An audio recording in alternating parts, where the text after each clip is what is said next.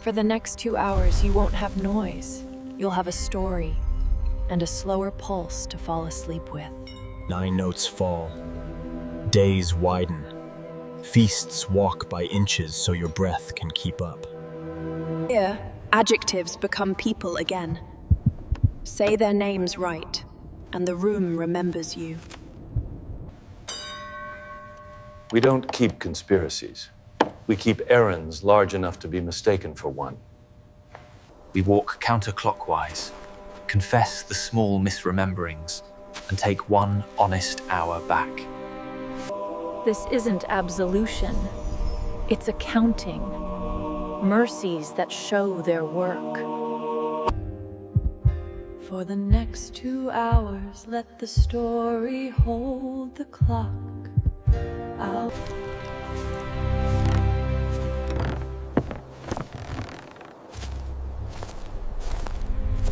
Before we begin, a quiet ask.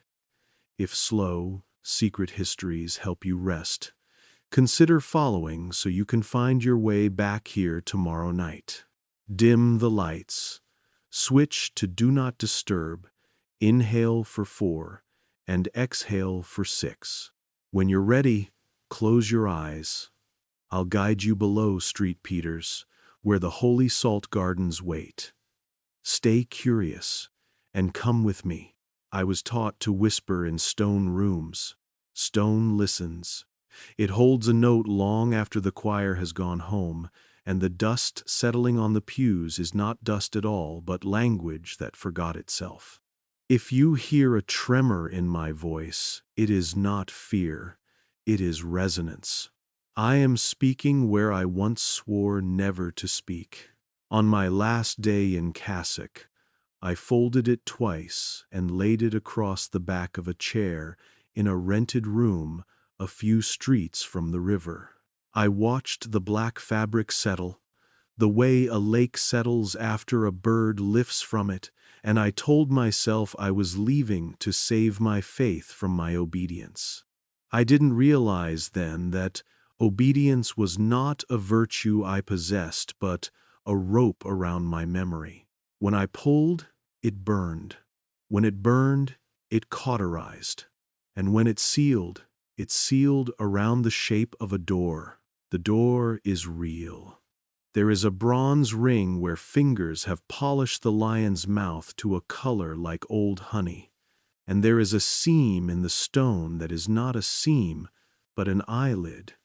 It lives beneath Street Peters, a little to the east of the known catacombs, and a little to the west of honest maps. I had been told of it indirectly, never a noun, always a verb. If you are called below, the old Monsignor had said once while correcting my Latin declensions, do not answer with your name. He died 3 summers later, and his funeral mass took place on a Wednesday that turned out not to exist. Once the calendar reform rolled through like a slow storm, I did not notice then how the bells hesitated between notes, as if they were counting backwards and ashamed of it. I went below with an archivist. He had no face at first. The way memory erases a face it is not allowed to love. Only later, when I began to tell this, did some features return. A long lower lip that trembled when he smiled. A habit of tapping the lamp's handle twice with his forefinger before unlocking a door. And a voice that seemed to originate from the walls rather than the throat. He never introduced himself. When I asked whether he had taken vows, he answered, "The only vow that matters here is the vow not to be remembered." It was not flippant, it was weary. We passed a guard, who was not a guard, exactly more a man in a brown suit with a newspaper folded to the horoscopes. He nodded to us without really seeing us. The archivist lifted the lamp, and the newspaper rustled. "Aquarius," the man said to the paper, and to no one. "A favorable day for revisions." The archivist didn't laugh, and so neither did I. The stair we took had been designed by someone with a vendetta against knees. Steps shallow and frequent, handrail low and cold. The air changed the way a chapel changes when the last candle goes out. There is still light somehow, but it comes from memory rather than flame. I could point to the first artifact that told me we had crossed into the unillustrated margin of the city. A fresco banded along the curve of a corridor, saints aligned like chessmen in profile, every face effaced by a deliberate scraping, halos left like chalk circles around crimes. The act was not vandalism. It was maintenance. The paint had been sealed after the scraping, varnished to hold the injury permanent, a record of the record's intention. "You see?" the archivist said, and for the first time he employed a pronoun that included me. They were not destroyed, they were curated at a different temperature. The first door opened on a chapel you will not find in any brochure. It had no altar, only a lectern. On the lectern, a book in chains. I had seen chained books before in college libraries and imagined it a quaint medieval affectation against theft. The chain here was not to prevent removal. It was to prevent escape. The chain ran not only through the book's spine but through the lectern itself, into the floor, and when I stepped nearer, the chain hummed, not loudly, not theatrically. It made the low sound a beehive makes in winter, the sound of a contained insistence. The archivist did not touch it. He set the lamp on the floor and adjusted its wick until the flame throttled down to a cupping of light, and then he whispered, "Read only the margins first." I asked why. "Because the margins are where the truth is permitted to apologize for the text." I did not open the book. I failed my own curiosity. It was not courage, but a barometric pressure I could feel between my teeth. The book did not want to be read by eyes as much as by something else. Call it intent, call it guilt. We moved on. There were locks, and there were keys that fit the locks, and keys that fit other keys, and a set of rings on the archivist's belt that did not open anything so much as calm everything. At the second landing, the corridor broadened into an ambulatory with niches, and in each niche stood a figure the height of a child, carved in salt. They were not saints and not angels. Their faces were unmolded mounds, their arms outstretched not in blessing but in measurement. The archivist lifted the lamp to show me how the crystals caught the light and returned it in 1,000 frail pieces. On the chest of each figure, an inscription had been pressed while the salt was damp. Names without vowels, dates without days, a calendar that had been dried and then stored. "We used to keep time like bread," he said, "baked daily, broken fresh, shared while warm. Then we learned to salt it so it would last, and we started eating it cold."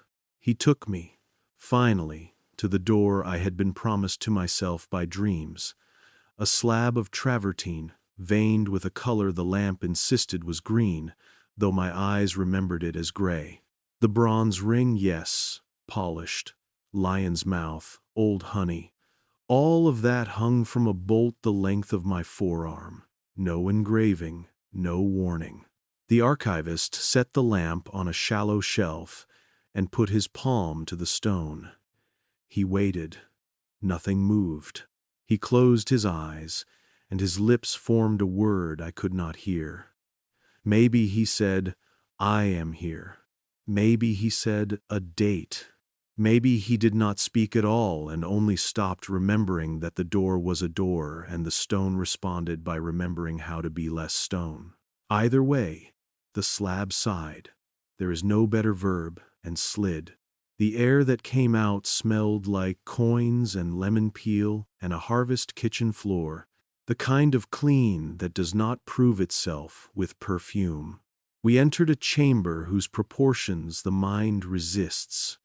It was neither cave nor hall, but something designed by an angle you encounter only in medieval diagrams of celestial spheres. The roof was earth, tamped and rafterless, and the floor was a geometry of raised beds rimmed with white. At first I took the borders for lime. Then the archivist scuffed a toe along one and lifted a pinch to his tongue, an intimacy so casual I blushed. "Salt," he said, and didn't need to say more, and then he did anyway. "The gardens. You are thinking of herb plots in cloisters, monks in sandals cutting rosemary on a warm noon. You are thinking of bees. Set those aside. These beds grew nothing. Dear God, how they grew nothing." The silence in that room was not absence but a crop. Each bed was labeled with a tin tag inscribed in the tight archival hand, each circle nested in larger circles, until the center seemed both far and insistently close, and the paths between the beds were so narrow I had to turn my body sideways to pass without brushing the borders. The archivist stopped me before I took a second step. "Do not knock the salt," he said. "We spend years laying it. A clumsy shoulder can bring back a week we are not prepared to feed." "Bring back?" I said, and the word sounded like a sin. "Memory grows where salt is thinnest," he said. "We keep it thick." He led me along a path that was never straight. At each intersection, he paused as if listening to traffic that did not exist in any ordinary direction. The lamp threw our shadows into shapes I had not seen since childhood, the way a bedpost turns into a sentinel on the moment before sleep, the way a row of coats becomes a council of patient ghosts. We passed a bed whose tag read, in Latin, "Nativity of the Unnumbered." In it lay a pattern of salt like a star chart for a sky with no north.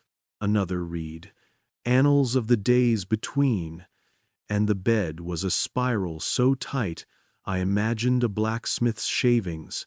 That fine helix a rasp leaves when it bites into metal that does not want to be smaller, but agrees for the sake of the tool. I reached to trace a line and withdrew my hand at once, as if I had almost petted a sleeping dog I did not know. The archivist nodded without reproach. "You would have felt it," he said. "A sting in the nail beds. The body's way of telling the mind not to be curious so loudly." "Who tends them?" I asked, because first one must always name the human labor behind a miracle. "We do," he said. And then, after a pause long enough for the lamp to sputter and recover, "And those who came before, and those who pretend we do not exist. They tend us, in a manner of speaking. A garden is the argument between what grows and what is forbidden to grow. We are that argument, written in mineral. I wanted the clerical clarity of a ledger, the who, the when, the why, recorded in a column the width of a thumb, and praised for the neatness of its handwriting. Instead, I received a tour of shapes. A ring within a ring within a ring, each border a different grain, coarse crystals like rock candy crunching under the archivist's boot, then a line of powder finer than flour, then a scatter of pebbled salt tinted faintly with ash. Recipes, he called them, in the same tone my grandmother used for Sunday cake. A fist of sea salt from Ostia, glass powdered from a reliquary cracked on the day a king pretended he did not weep, the ashes of olive branches blessed on a Palm Sunday that a later decree insisted had been a Tuesday. I wrote the items in my head, because I could not write them with my hands. The pen I had brought began to feel like a weapon, and that was not the day for weapons. At the garden's heart, or what I believed then to be the heart, I would learn that hearts move there lay a disk of lead hammered flat and scored with lines that did not correspond to any sky I knew. The archivist set the lamp upon the lead, and the lamp did not wobble. The lines were shallow channels, a map etched by a cautious hand. At certain intersections, small round depressions had been cut, as if to seat marbles or coins or pearls. They were empty now. Perhaps they had never been filled. The archivist touched one with the tip of his little finger. "This is where we align what the heavens do with what we must do," he said. And it sounded like someone describing a coupling sacred, exact, in need of discretion. "You chart the stars," I said, and he shook his head with a reluctance I recognized from confessionals. The reluctance to let a penitent misunderstand in a way that eased the penitent's burden. "We chart the uses of the stars," he said. "The sky is honest. We borrow its trustworthiness. When Scorpio is fat in the south, we do not whisper about betrayal. We whisper about secrecy. When Aquarius spills, we do not petition for mercy. We pour and call it dispersal. It is not astrology. It is choreography. We ask the night to stand in a particular place while we rearrange the furniture of the day. The bell found us then. We had not heard it before, because we had been inside it without knowing, the way a fish does not hear the river. It was not the cathedral bell, not exactly. It was a count, a time-keeping device of another register, and the sequence it told descended. 9 notes, stepping down a staircase one by one until the last note reached a floor I could feel in the arches of my feet. The archivist looked up as if looking up mattered. "They have turned the hourglass," he said. "We will have a little more of this hour. They need it above." He did not say for what. I asked if the gardens were unique. He smiled then. "A small thing." "Uniqueness is a story we tell islands," he said. "There are circles under cities that pretend not to remember what they were built upon. There is a chalk horse cut into an English hill that is not a horse but a calendar. There is a circle of black stones in a Bavarian wood that locals tell their children not to count because you never arrive at the same number twice. We correspond with the keepers when we must. Mostly we do not, because papers travel and papers stain and stains are noticed. It is easier to let each garden keep its own weather." "Who ordered it?" I asked. And by it, I meant all of it. The erasures, the preservations, the decisions to salt or to sweep. I wanted a single name. A surname that could be said in a courtroom without the ceiling cracking. "Order does not begin with a who," he said. "Order begins with a deadline, a famine that must end by a date the people can bless, a mistake a king will not own, a discovery that cannot be allowed to belong to the man who discovered it because he is inconveniently mortal." We were given problems. We fed them to the salts. The salts were loyal. That is what salt is. A brine is an obedience that never sleeps. We walked. I began to notice a pattern in the labels. Some tags were in Latin, some in a Greek that was not classical but monastic, some in a script that looked like music refusing to be sung. Ages overlapped in here. The bed that spoke of an erased crusade abutted a bed that glinted in a way that suggested sand taken from the moon-bearing instrument of a telescope. "This one," the archivist said, touching the tin label, "is for an artist we hired after we burned his studio. We titled his absence Iconoclasm and paid him to design a face for faith that would survive the new laws. I told him to paint what he could not bear to lose. He painted absence. We salted the city around it until no one remembered there had been color before that gray. He laughed once, a single soft bark. He thanked us. He said we saved him from his own influences. There was a bed whose border was interrupted by a single thin bar of iron hammered into the floor. The salt before the bar was coarse, after it was powder. The line of correction, the archivist said. Iron remembers straightness. When we need to convince a century it was always meant to go around a corner, we lay iron. People follow iron without knowing why. They call it progress. He watched me rub my thumb on my forefinger, feeling the ghost of grit that was not there. Do you see how quickly your body believes in the shape of authority? He asked, and I could not deny it.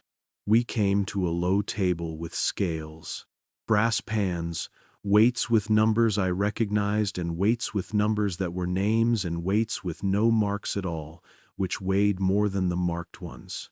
The archivist tipped a pinch of salt into one pan and a pinch of ash into the other and watched them find a level. Memory, he said, and story. Never in equal measure at first.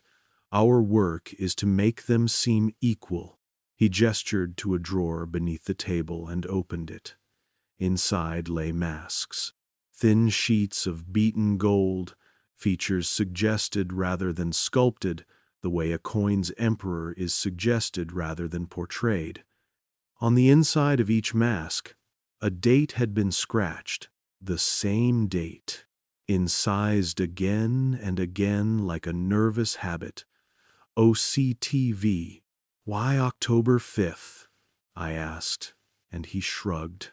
Because it is neither the beginning nor the end of anything in particular, and it is far enough from the harvest that you can move a saint without moving a feast.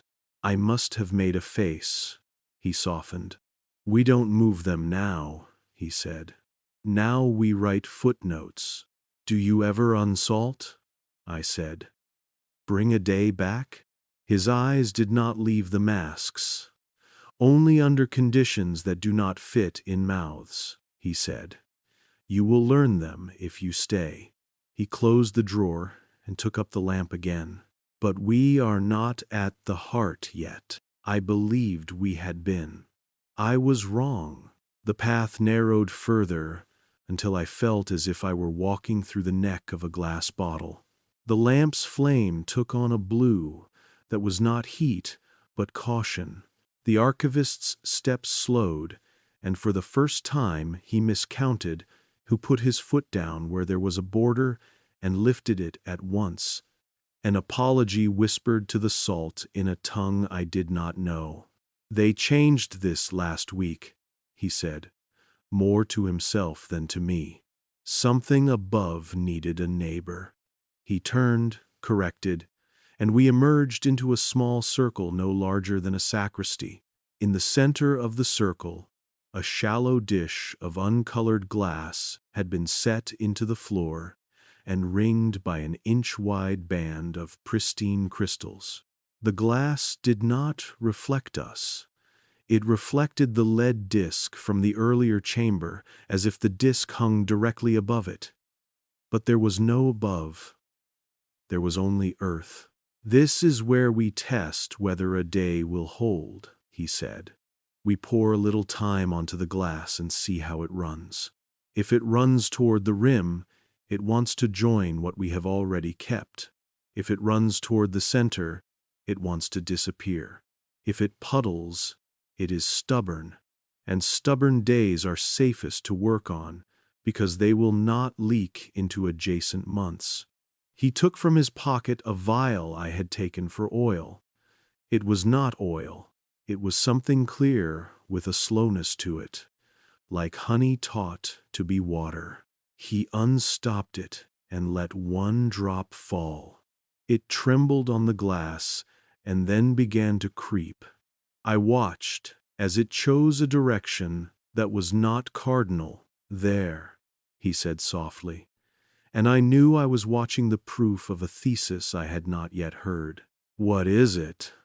I asked, my voice too loud.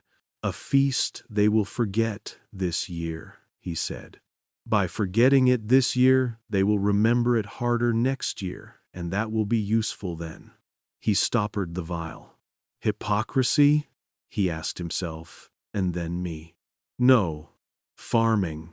I told him then that I had come not as a tourist of forbidden things, but as a man trying to decide whether he believed in anything after he stopped believing in obedience. He listened without the charity of interruption. When I finished, he asked the one pastoral question I had never received from my superiors. "What do you hope to keep?" He said. Not, "What do you hope to learn?" or "What do you hope to prove?" but "keep." I thought of faces and voices, and the taste of oranges at Christmas, and the way a city lights its bridges when it wants to pretend it is a necklace and not a spine. "Names," I said finally. "I want to keep names." He nodded, as if this complicated his work in a way he respected. We retraced our steps, though I could not have found them alone. The gardens shift in small ways. A curve gains a degree. A crossing slides a palm's width. This is how you know they are alive. The archivist blew the lamp to a lower throat of flame as we left the inner circle, and in that smaller light the frescoes on the corridor's skin seemed to breathe. One had recovered half a face since we passed earlier, an eye reasserting itself in a smear of pigment, not miraculous so much as stubborn. "You see what happens when there is a draft," he said, and I felt the faint current on my wrists, the little hairs rising. "Air is a barbarian. It makes a way where there was none, and memory rides it like dust. We will have to seal this again." He did not seem angry. He seemed tired. We stopped once more at the lectern with the chained book. I asked if I might open it, and he shook his head. "Not yet," he said. "You are breathing too quickly." I checked and found it to be true. The book hummed at a pitch my blood had begun to match. "And there is danger in synchronization. Read the margins first," he reminded me. And this time I found I could. My fingers did not touch the vellum. My eyes did not rake the lines.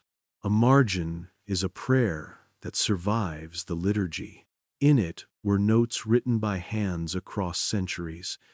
Each hand convinced it was annotating a single text when in fact it was annotating all the others that came before. There were sigils I had seen in the gardens, and sigils that had not yet been taught to the salt. There was a note in my own handwriting that I had not yet written.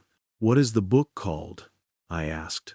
He smiled with the kind of fondness one reserves for a clever child or a persistent illness. "It answers to many names," he said, "most of them untranslatable. When we are feeling unromantic, we call it the Codex of Operations. When we are feeling sorry for ourselves, we call it the Ledger of Blame. When we are feeling honest, we call it a list of instructions for keeping history from flooding a small city that cannot swim.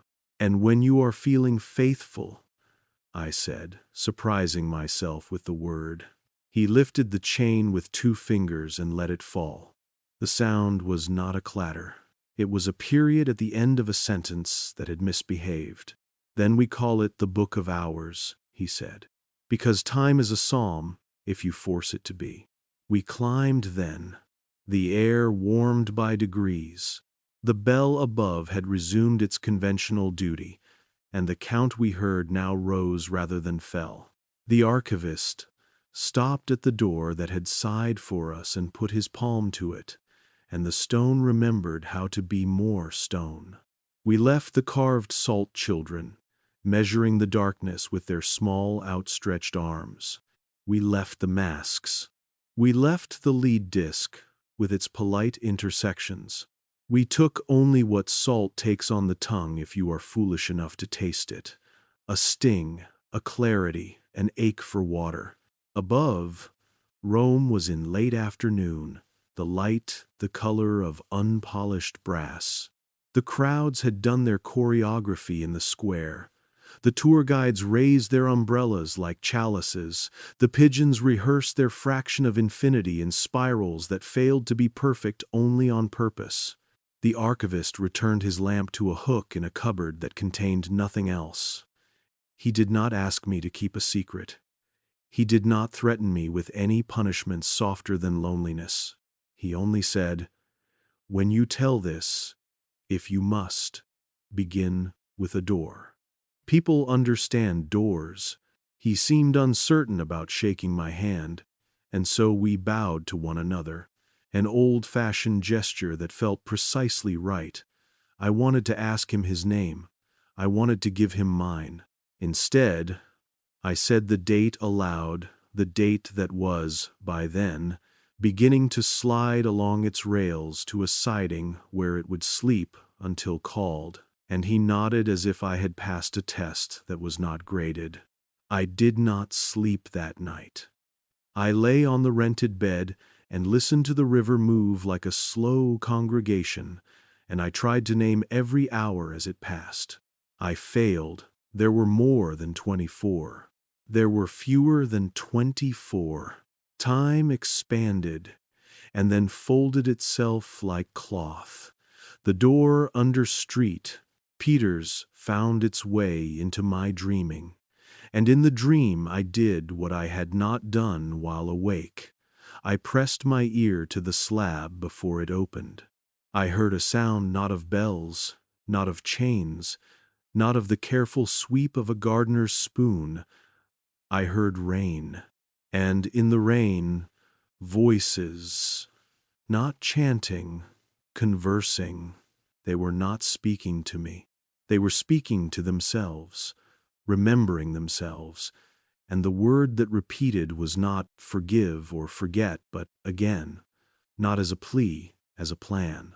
In the morning, the city had its calendar back on. Cafes arranged their cups in small cathedrals of porcelain. A woman on the tram drew a circle with her finger on a fogged window and then crossed it with 2 lines, so it became a wheel. Children dipped their fingers in a paper cone of salt and licked them with the solemnity of acolytes. I tried to imagine telling all this to someone I loved, and I understood with a small technical grief that the first person I told would not believe me. The second would believe me too quickly for the right reasons. The third would be the one who asked whether the gardens were evil. I do not think they are. I think they are disciplined. I think they are an argument, a city made with its own fear of drowning. I think the argument has gone on too long without witnesses. That is why I am speaking, not to accuse, to annotate. If you are listening, imagine your own city's spine. Imagine the stairs you have not taken because you thought they were for maintenance only. Imagine the door that is not a door because it is so obedient to its surroundings that no one calls it by what it is. Imagine a room where nothing grows, tended with the patience of monks who know that the most dangerous seed is a date. Imagine the bell that counts down the courage you thought you did not have, and then, once you find it, counts up again, permitting your day to include the part of you that asked for entry in the first place. Imagine salt, not as flavor, not as preservation, but as grammar. The pauses and commas that keep a sentence from drowning itself in its own breath. Imagine that someone has been arranging those commas for you for a very long time, and imagine that sometimes they were wrong and sometimes they were right, and imagine the humility it takes to admit that both can be true in the same hour. I do not ask you to believe me. I ask you to picture the bronze ring, the lion's polished mouth, the seam that is an eyelid. I ask you to consider how many of your memories smell faintly of lemon and coins, and a floor just cleaned for a harvest that was delayed for reasons no farmer could explain. I ask you to keep one question near the front of your pocket, where your thumb can find it when you are tired or brave. What do you hope to keep? If you can answer that without a tremor, you are either lying to yourself or the luckiest person I have ever met. If your answer stings like salt, you are already in the garden, whether you go below or not. The day after I went down, I walked around the basilica with the look of a new parent, exhausted, reverent, suspicious of every stranger. I found the Monsignor's grave. I left nothing on it because anything left becomes evidence, and I am no longer interested in proving what proof cannot hold. I sat on a low wall and watched a sparrow lose, and then regain the courage to land on a cup's rim. The man beside me read a newspaper folded to the horoscopes. He was not the man from the stair. Or perhaps he was. Virgo, he said, not to me and not to the paper. A favorable day for revision. I laughed then, finally, because the joke was older than both of us and still smelled fresh. When I rose, I did not bless myself, as I had done 1,000 times without thinking. I put 2 fingers to my tongue and tasted. I could not tell whether it was sweat or the wind or the memory of a room where nothing grows. It tasted like attention. It tasted like a promise I had yet to make. I made it then, quietly, in the only vow that did not feel like a rope. I will keep names. I will keep the names the gardens thinned. I will speak them, not loudly, not to embarrass anyone, but to keep them from evaporating.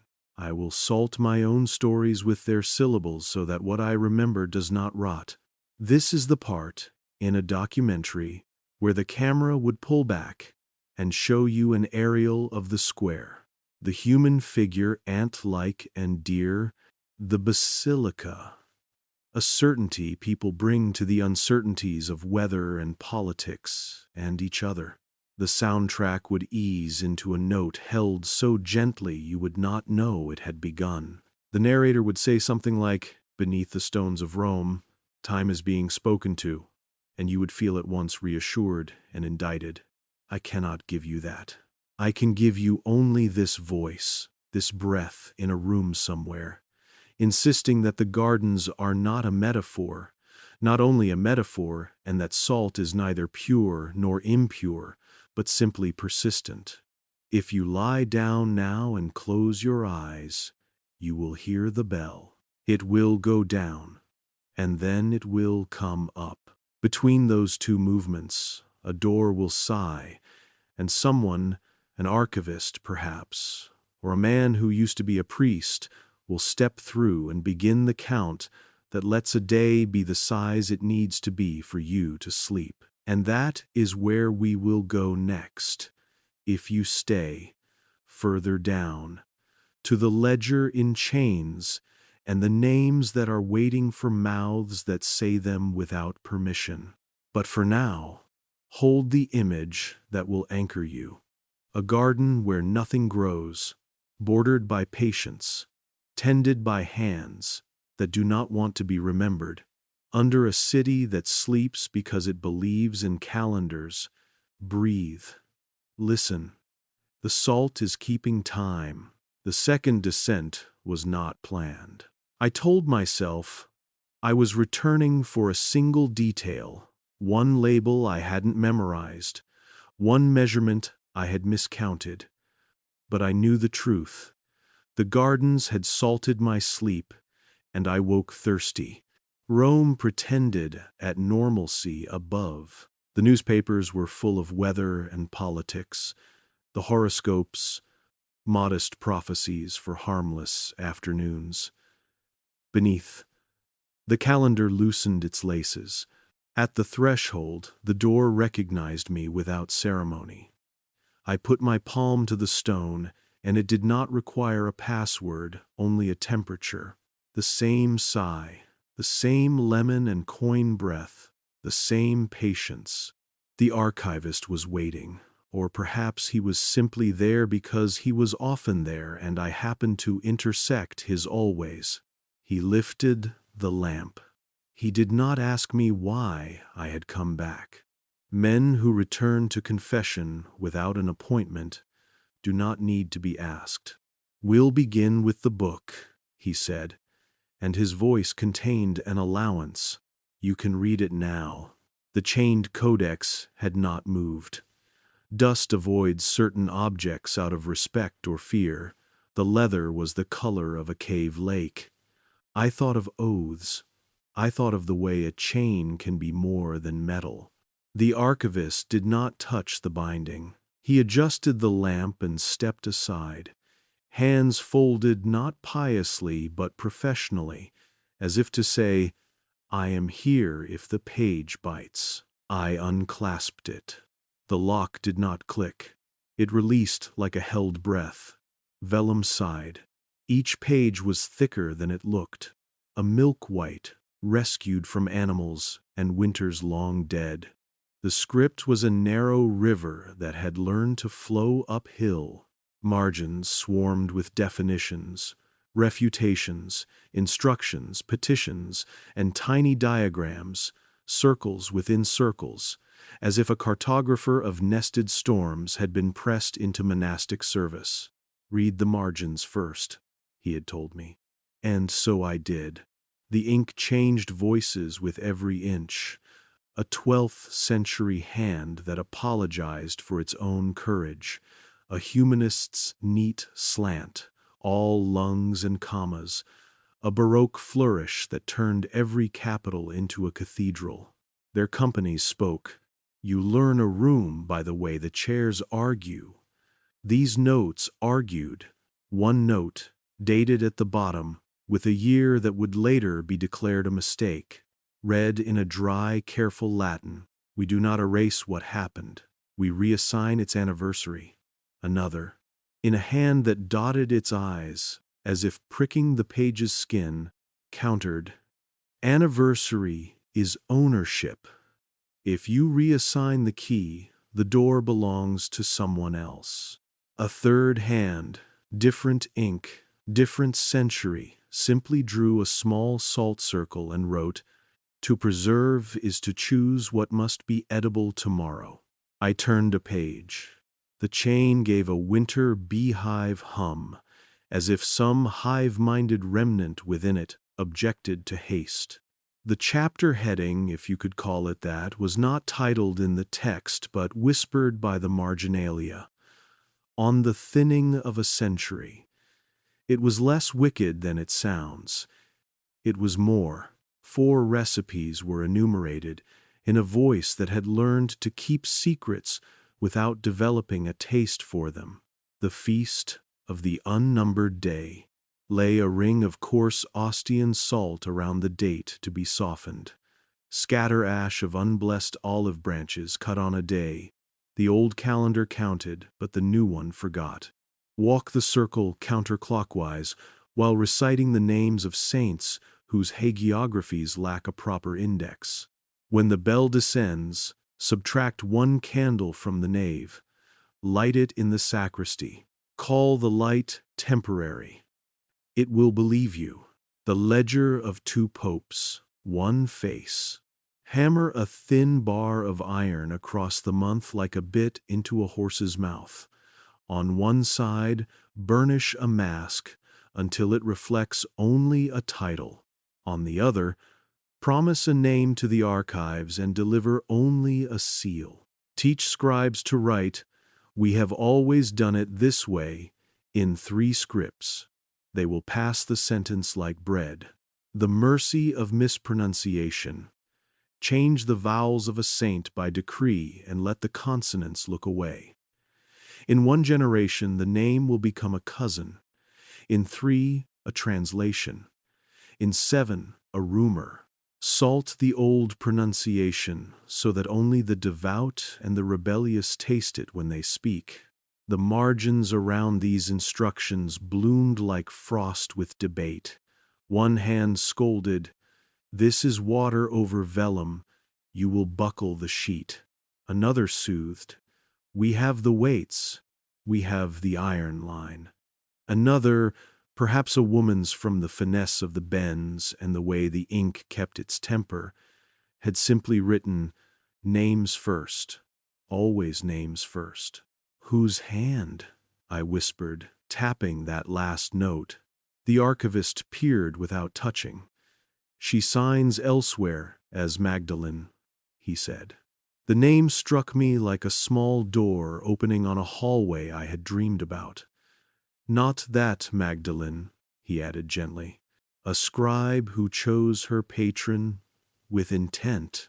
She copied the chapters no one else wanted, the ones about correction and its cost." "What did it cost?" I asked. And asked it not of the book. He gestured toward the gardens beyond the threshold of the chapel, as if the geometry waited impatiently. "Salt costs thirst," he said. "Thirst costs judgment. Judgment costs sleep." A page of diagrams followed, and if this were a film, I would slow the shot and brighten the lamp and let you see how exact the circles were, how the distances between borders corresponded to the widths of months. On the lead disc in the other room, those intersections had seemed like dance marks scuffed into a stage. Here they were, arguments resolved by measurement. In the margin, a confession. "We pressed the salt too close to Michaelmas and pulled the harvest early by a week. The city forgave us because they do not argue with the taste of bread." I found a section that did not want me. My eyes slid off it, the way eyes slide off windows at night. When the glass insists on being a mirror, the archivist tilted the lamp until the letters agreed to hold still. On Phantom Time, the heading, not in the text but whispered again in the shoulders of the page, where commentary breeds like moss. A thin, ascetic hand argued, "It is not that we invented years. We invented a corridor through them and taught people to walk where the drafts don't lift their hair." Another answered, "A corridor is a mercy until it is a prison." A third, "We cannot carry every century at once. We will drop one and bruise it. This is the bruise we choose." In the bottom corner, small and stubborn, Magdalene had written, "What bruises does the bruise keep?" I turned the page and found the ledger entries that the chain had been humming about for an hour. Pages upon pages of names with lines drawn through them so precisely that the names still breathed, not an erasure. An emphasis inverted, Saint Euphrosyne of the Wells, feast removed to the uncounted octave, Saint Mirabel of the Black River, subsumed into a parable about obedience and rain, Theodoric the Unnumbered, patron of days between months, made apocryphal by fatigue. Beside each, a circle number, a formula, a witness. "Witness?" I asked. "Who signs this?" "Whoever could not sleep after," he said. "Does it help?" He considered. "It keeps our hands from forgetting they are hands." A section near the middle had been sewn twice, once with bright new wire and once with dull. The note pinned between layers read, "This leaf was removed during a regime that mistook control for care. It was returned by a woman who left her wedding ring in the drawer labeled October V. She could not bear the mask. I did not know what that sentence meant, and I still do not, but it lives in my mouth when I wake. The weight of a ring, the refusal of a mask." The ink changed color. The language shifted into a clerical Italian, smooth as a well-used spoon. The Inquisition arrived on the page, not as fire, but as formatting. Headings sprouted, margins narrowed. The handwriting became a typeface before typefaces existed. The rhetoric grew polite, warranty-like. Henceforth, for the public good and the temperance of rumor, let the following procedures be kept in force, but never spoken of outside the rooms where they are not spoken of. It took my breath for a moment, the elegance of secrecy, the way a lawsuit learns to sing. A scribbled interruption in Latin bled through. Silence wasn't sacred, it was enforced. The same sentence I had spoken upstairs to no one. The page had heard me first. I closed my eyes and listened. Documentary practice teaches you to record the room. The hum of a fridge, the traffic, the soft sabotage of a clock.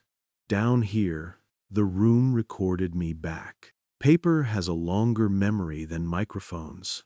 I understood then that I was not reading an object. I was being read by it. The chain did not keep the book from fleeing. It kept the reader under oath. What happens if I copy a page? I asked, already ashamed of how pedestrian the question sounded in that air. You would not be able to read it later, he said. Ink turns to a catechism of stains.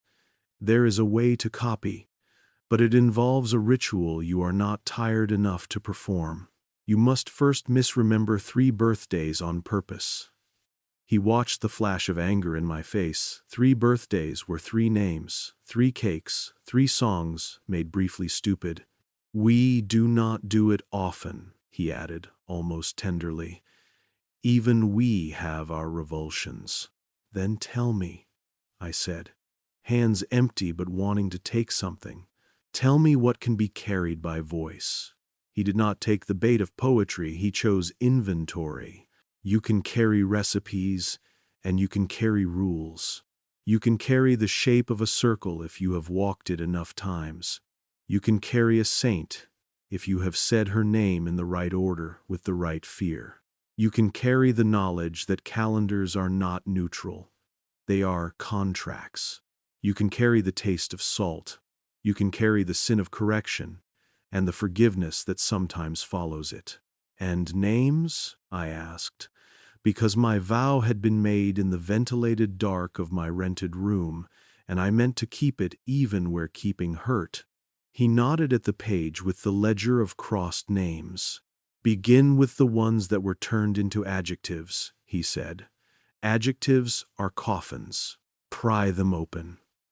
He put a fingertip, a gentle violation, on a name thinned to a rumor. Columba, twice. Say her as a person, he said, not as a story. I said her. The room cooled and then eased. The chain's hum softened as if the hive inside had rolled itself into a smaller animal to sleep. I said Mirabelle. I said Theodoric. I said Euphrosyne, which tasted like river stones and chamomile. I waited for punishment. None came. Only the sober relief of accurate weather.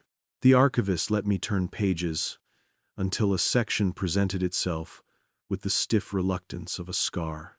The header was faint, as if the ink itself had tried to withdraw. On popes who were masks, it was not a list. It was an instruction manual for the fabrication of continuity. How to blend signatures.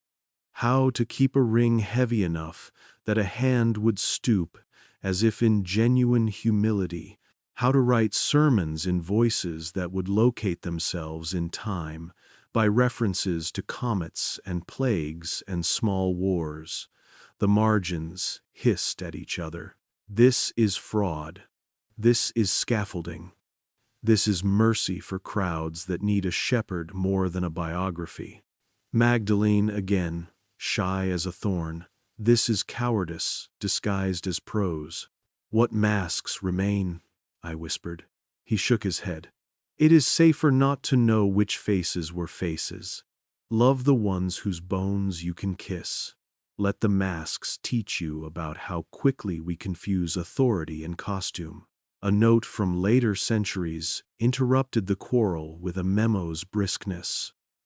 After the reforms, masks will be discouraged. Use footnotes. Use committees. Diffuse the fault. I felt cold at the recognition. How institutions adapt. How a taste for control learns new recipes to suit modern palates. Come, said the archivist. The book is like a stern uncle. It loves you by making you doubt the length of your attention. We left the chained humming, the vellum sleeping with its animals.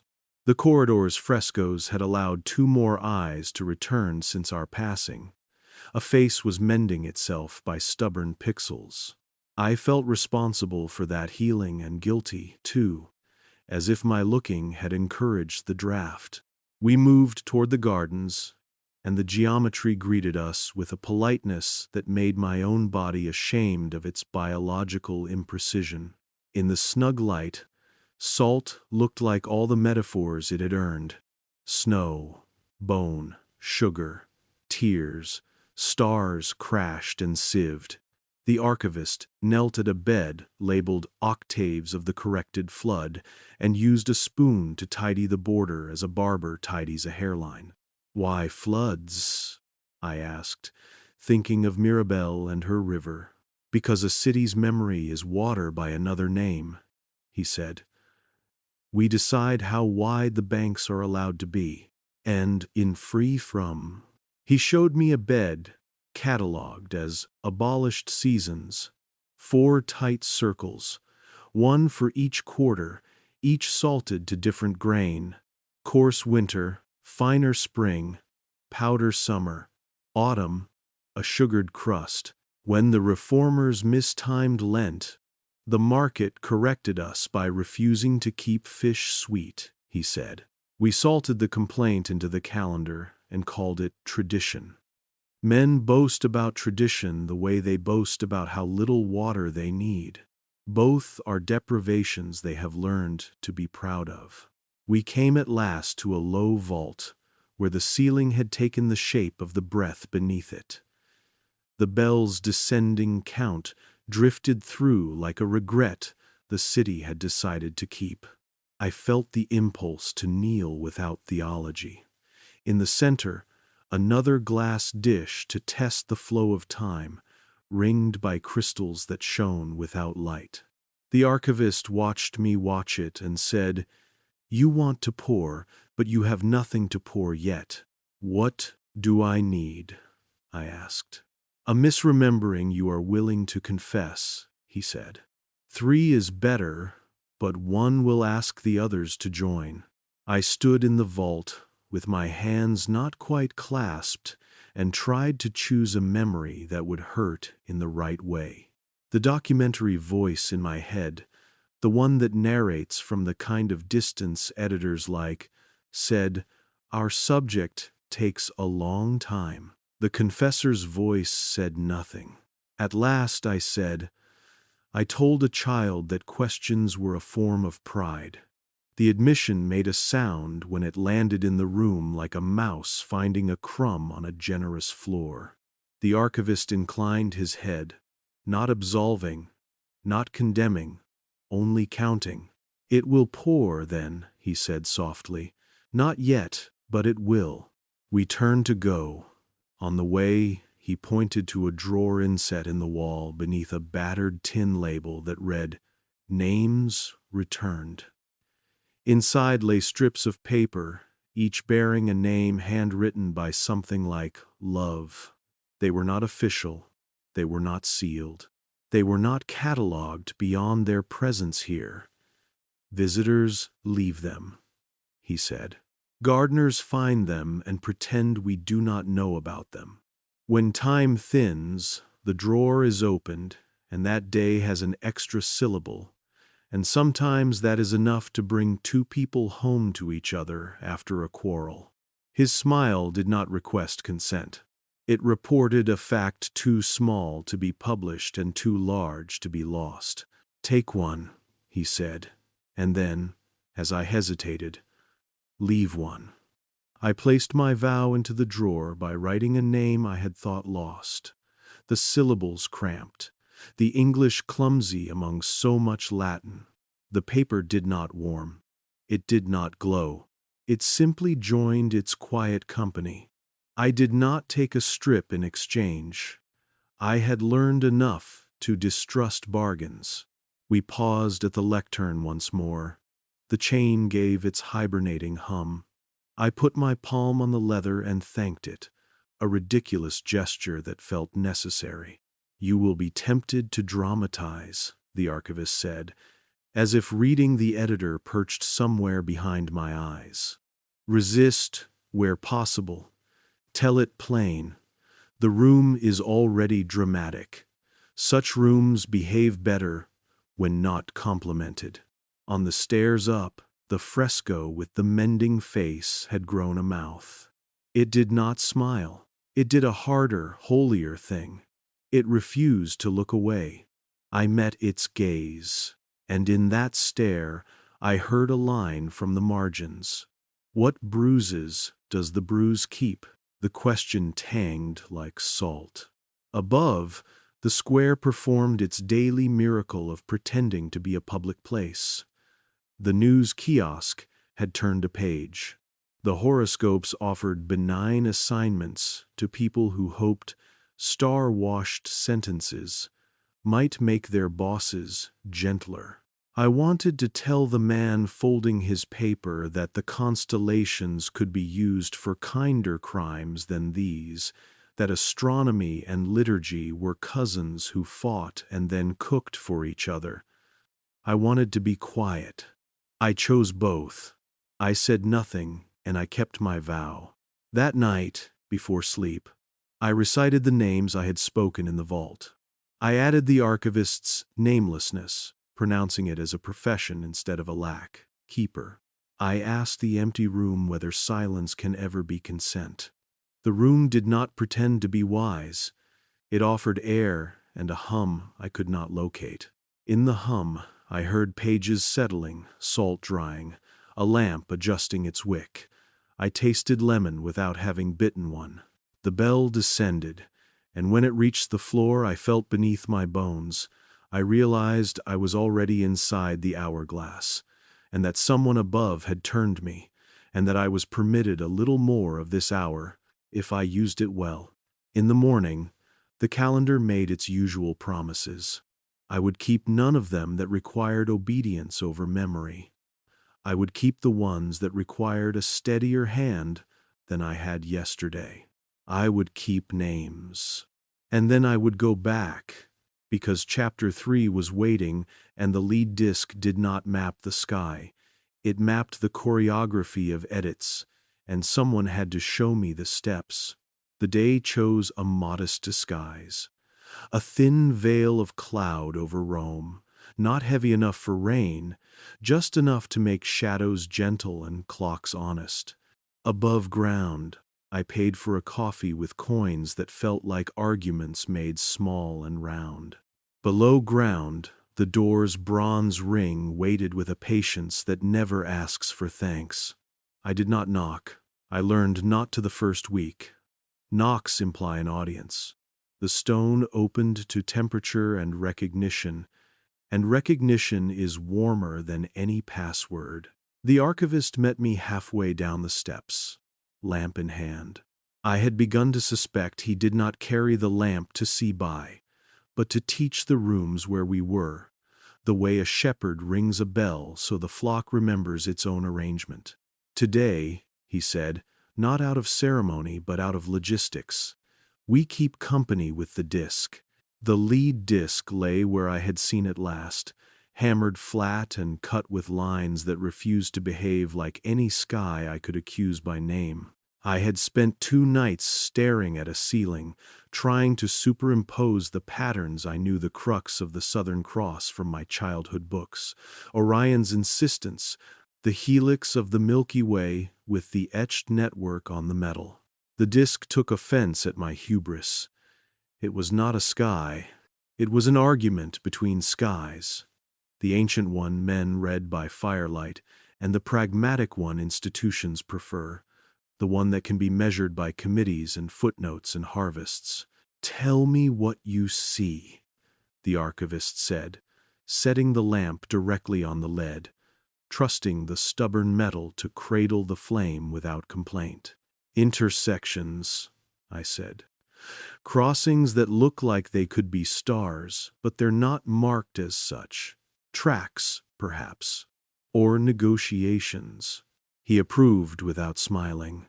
"Walk it," he said. "Not with your feet, with your breath." I frowned, but he didn't elaborate. He stepped back, hands behind his back, like a master in a craft that cannot survive students who hurry. I leaned over the disk. The lamp's flame breathed on my knuckles. I followed one faintly deeper track from the outer edge towards the center, inhaling as the line curved, exhaling where it decided to straighten, stopping my breath, where it reached an intersection that felt like a question. The line crossed something called Virgo in the old atlases, but the disk refused to honor that name. Here, the inscription, in the margin, etched in a little, where a hand had pressed hard, with a stylus read, "Revision." I pictured a woman in a cell with a sharp tool and a prayer not to make a mistake she would have to keep for a century. The next crossing cut through what would elsewhere have been Scorpio, but the disk gave it another word: secrecy. Not betrayal, as the horoscope pages like to pout about, but secrecy, its older, less glittering cousin. Secrecy is what happens when truth is allowed to dress in work clothes. The third crossing touched Aquarius, and the little insult thinly cut into the lead read, "Dispersal." I realized with a kind of tidy shame that this was less astrology than choreography. The sky was not being asked for permission. It was being offered narrative. "This track?" the archivist asked, pointing with his chin rather than a finger, as if the older element should not be touched by the younger. "It takes a century across a corridor we built ourselves," I said, hearing how little sense I made, and trusting sense to catch up later. "It borrows the authority of the sky to move furniture in the mind." He did not nod. Nodding would have been praise. "Now follow it backwards," he said. "Count how many times it goes down, not up." I traced the line again with my breath, and counted the descents the way I had been counting the bell. 9 steps, each lower than the last, as if the hour thought better of itself with each chime and sat down. At the 9th descent, the track curved into an oval that had no name and several purposes. The lead was worn smooth there, as if generations of careful touch had taught it a patience it did not possess when new. "This is where a day is convinced to become a place," the archivist said. "Places hold memory better than dates do. We learned that early. A man will forget an anniversary. He will not forget a courtyard." "How do you convince a day to be a place?" I asked, already knowing the answer would disappoint me in how practical it was. "With salt," he said gently, "and with stories that are not lies but are told out of order. He crouched and drew with the back of a fingernail on the lead, not scratching so much as reminding. "To move a day, you do not tell people not to show up. You give them a reason to show up somewhere else. A relic is displayed. A saint is promised. A market is permitted. The bell descends 9 notes and becomes friendly to errands. Half the city goes left, the other half goes where they always go. Later, when they argue about which day it was, their stories do not contradict. They fail to confirm each other. Salt fills the contradiction the way mortar fills a crack." "Isn't that cruelty?" I said, hearing myself like a novice in a court he does not understand. It is an answer we gave to a harsh question, he said. Cruelty keeps receipts. We kept recipes. He showed me a notch so small I thought it a flaw. This was the year a comet misbehaved, he said. We were fortunate. Even the most disciplined minds loosen when a fire writes across the dark. We paired silence with wonder. People forgave us, as they always do when the sky gives them a spectacle.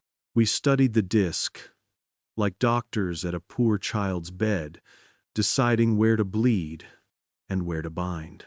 I asked why Virgo was revision and not harvest or virginity. The two clichés a lazier symbolism would have pulled like flour from an old sack. Because revision looks modest, he said. It puts its hair up, it carries notebooks. People let it in because it promises to make the room tidier. By the time they notice the furniture is different furniture, they are too grateful for the clean floors to complain. He pointed at Scorpio, that coiling insistence. Secrecy has a sting, he said. We did not invent that. We learned to pretend we were afraid of it so others would believe us when we said we were only keeping their shame safe. And Aquarius? Dispersal. There are truths that cannot be buried. They are too buoyant. We learn to let them thin across many mouths. One truth in one throat is a scandal. One truth in 1,000 throats is a proverb. Is he see? He lifted the lamp and the flame made a tiny circle of its own on the lead, like a pilgrim who could not help kneeling when he saw a kneeler. We are not priests down here, he said, with a regret I could share. We are choreographers. If this is choreography, I said, then the city is the stage. He shook his head. No, the city is the audience. The stage is their sense of when things belong. He gestured for me to follow. We left the disc reluctantly on my part, with the respectful economy of movement on his, and entered a corridor whose ceiling dipped, then rose again, as if it had learned to bow. The bell descended as we walked, 9 notes falling, not tolling so much as stepping down a sentence. I understood, suddenly, that the bell was not merely signal or habit, it was measure. It taught the room the difference between intention and completion. It taught me where to put my breath. We reached a room that did not bother to explain itself with furniture. It contained only a narrow window cut near the ceiling, a tunnel for reluctant air, and a circle marked on the floor in white, not salt, but chalk. Around the circle, words in 3 scripts: Latin, the clerical Italian that soothed like a spoon, and a gittern of Greek that looked like fish writing to each other. Within the circle, a stool. On the stool, a shallow wooden bowl full of small polished stones that did not match. Some were river-smoothed, some brined, some with feathers of mica like frost trapped in rock. The archivist set the lamp on the floor, outside the circle, and signed to me 2 fingers touching lips, then lifted slightly. Silence. Then speak. What is this? I asked, keeping my voice under the bell. A rehearsal room, he said. When we must move something delicate, an anniversary, a word, a person from rumor to history, we rehearse. The bell descends, we try a path. We listen to what resists. He gestured toward the bowl. Choose a stone, he said, and give it a name you are willing to say in this room. I reached without looking and touched 3 before the 4th rested against my palm with the right weight, the right temperature, the right insistence of being neither precious nor trash. It was a gray oval with a streak of white like chalk the sea had forgotten to erase. I thought of the margin note. Names first. Columba, I said. Not Columba twice. Not the rumor, not the cautionary tale, just Columba. Place her, he said. Where? He pointed at the chalk circle. As close to the center as you think she belongs. Do one to diff. I hesitated, then set the stone a little off center, as if making room for her to sit without the pressure of the exact middle. You are merciful, he observed. I am frightened, I said. If I put her at the center, the room will require more of me than I have. Good, he said. Honesty is a better offering than courage in first rehearsals. He sat on the floor outside the circle and folded his legs, the lamp at his side translating our movements into a language stone can appreciate. Now, he said, walk around her once. Not your feet, your breath. I breathed a slow orbit around the stone and said her name again. The chalk did not complain. The bell descended another step, and on that step the room consented to a small adjustment. A draft that had been sneaking along the wall turned and entered the circle as if invited. The flame leaned toward the center a hair's breadth, then corrected itself. The archivist watched my throat, not my face. Again, he said, but this time change the vowel the way they did in the decree. I said her wrong on purpose. The room refused me politely. The draft left, the lamp steadied, the bell held. Do you feel the refusal? He asked, not triumphantly. Yes, I said. Ashamed of the small relief, I felt that the refusal was real, that I had not been sentimental the night before when I wrote the name on the paper for the drawer. Will the gardens accept her if we insist? They will accept the accuracy of your insistence, he said. They will not guarantee its popularity. Accuracy is not a popular guest. We rehearsed 2 more names. Mirabelle, whose river wanted to flood if you said her in an offhand way, and Theodoric, who as a child had learned to live in the thin passage between months, like a boy at the back of a classroom who builds a city in the grain of his desk. The room liked Mirabelle when I attended to the consonants. It accepted Theodoric when I allowed his O to be rounder than my mouth thought proper. I felt foolish, and then I felt instructed. The bell counted us down and then counted us back up. In the ascent, I felt the permission to make a note with my mouth that would hold until next time. You see why we use the stars as a map for the rehearsal, the archivist said, rising with a grace that betrayed old practice. We need something predictable in order to move what is not.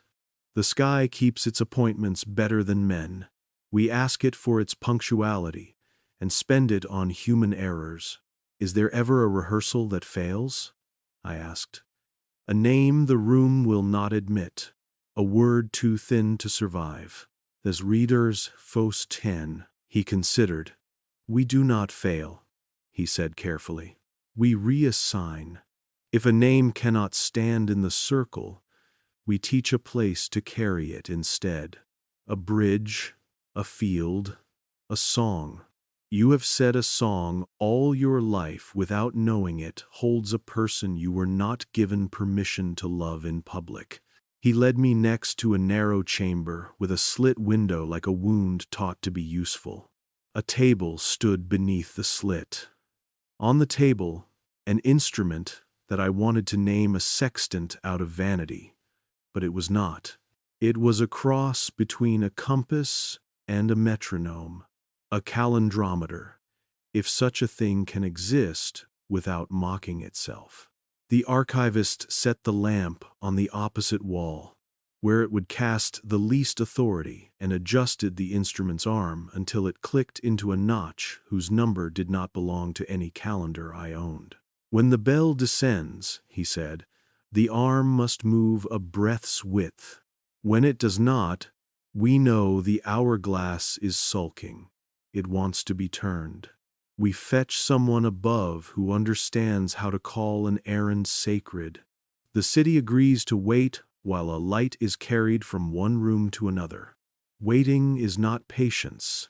It is choreography. I listened. The bell stepped down one note. The arm ticked forward not with clockwork precision, but with the tender shudder of bodies cooperating. Who turns the hourglass? I asked. Is there a person we could thank or blame? He smiled and did not look at me. You want a name, he said. As a doctor might say, you want medicine, and not the diet that will keep you alive. We all want names to blame. The glass is turned by those who can convince a corridor to empty politely.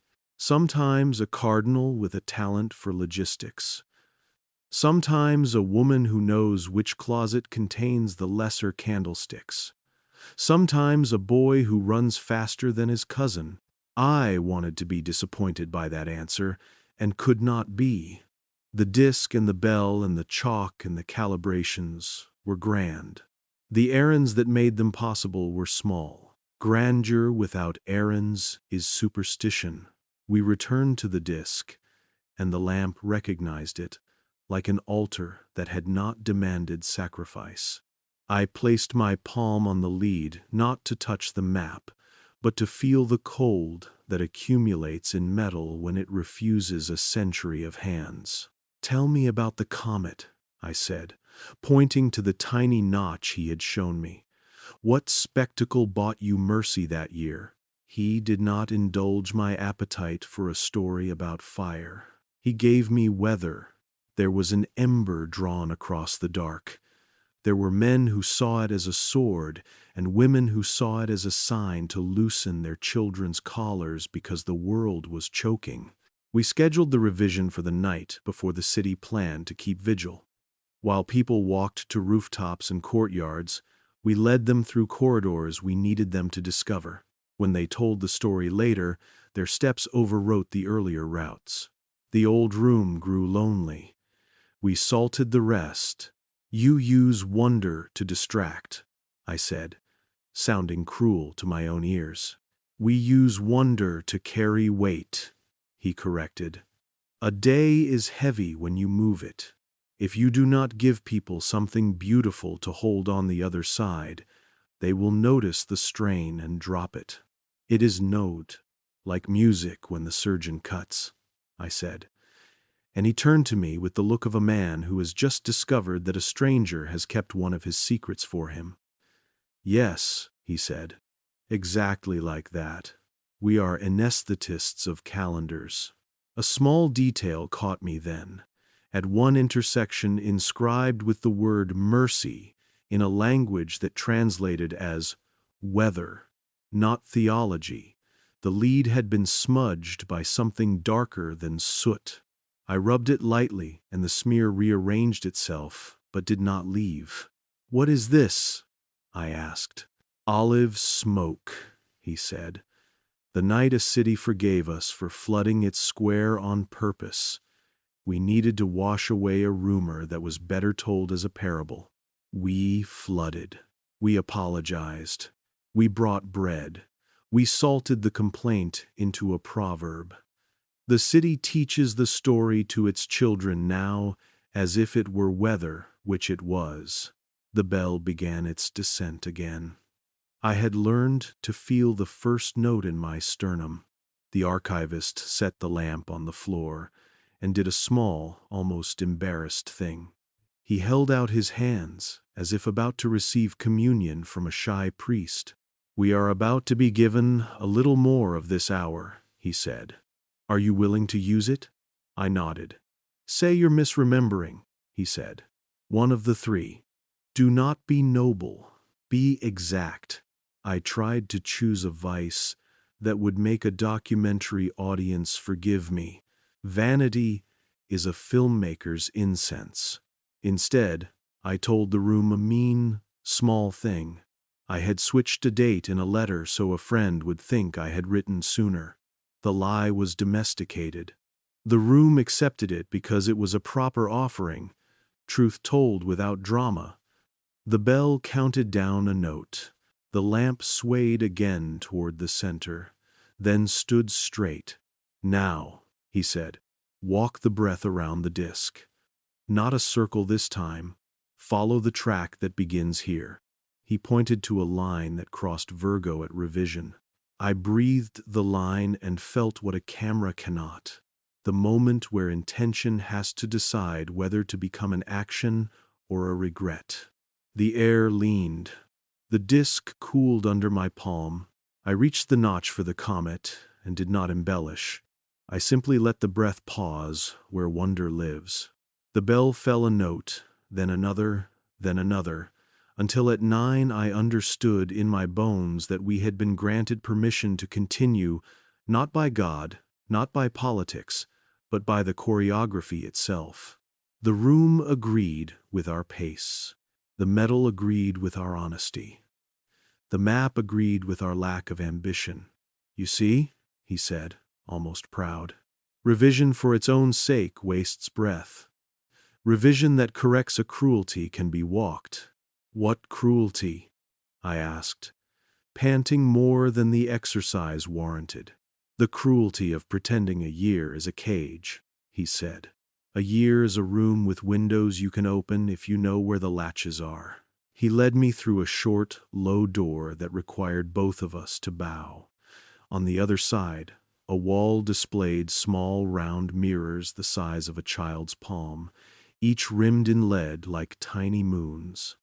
Some were bright, some had gone dark. Some reflected the lamp, some reflected nothing I could interpret. "Trial circles," he said. "We practice with mirrors before we risk glass. A mirror keeps its resentments. It will show you where you rushed." He handed me one. It was colder than I expected, heavier than a simple disc should be. "Hold it at the level of your heart," he said. "Say the year you think hurt you, and the year you think you hurt." I said them 2 years I had never allowed in the same sentence. The mirror showed me not my face, not the archivist, but a corridor I recognized from nowhere and everywhere. The space people step into when they realize a meeting is already underway, and they must decide whether to interrupt or pretend they came for something else. In the corridor, a boy ran with a taper. He was not me. He was not anyone I knew. He had the universal expression of errands done right. The bell descended. The mirror cooled further. "Is this a trick?" I asked, childish in my suspicion. "It is an instrument," he said. "Like any instrument, it flatters your talent and reveals your laziness." "Did you breathe?" I had not. I did. The corridor pulled back. The boy turned a corner and was gone.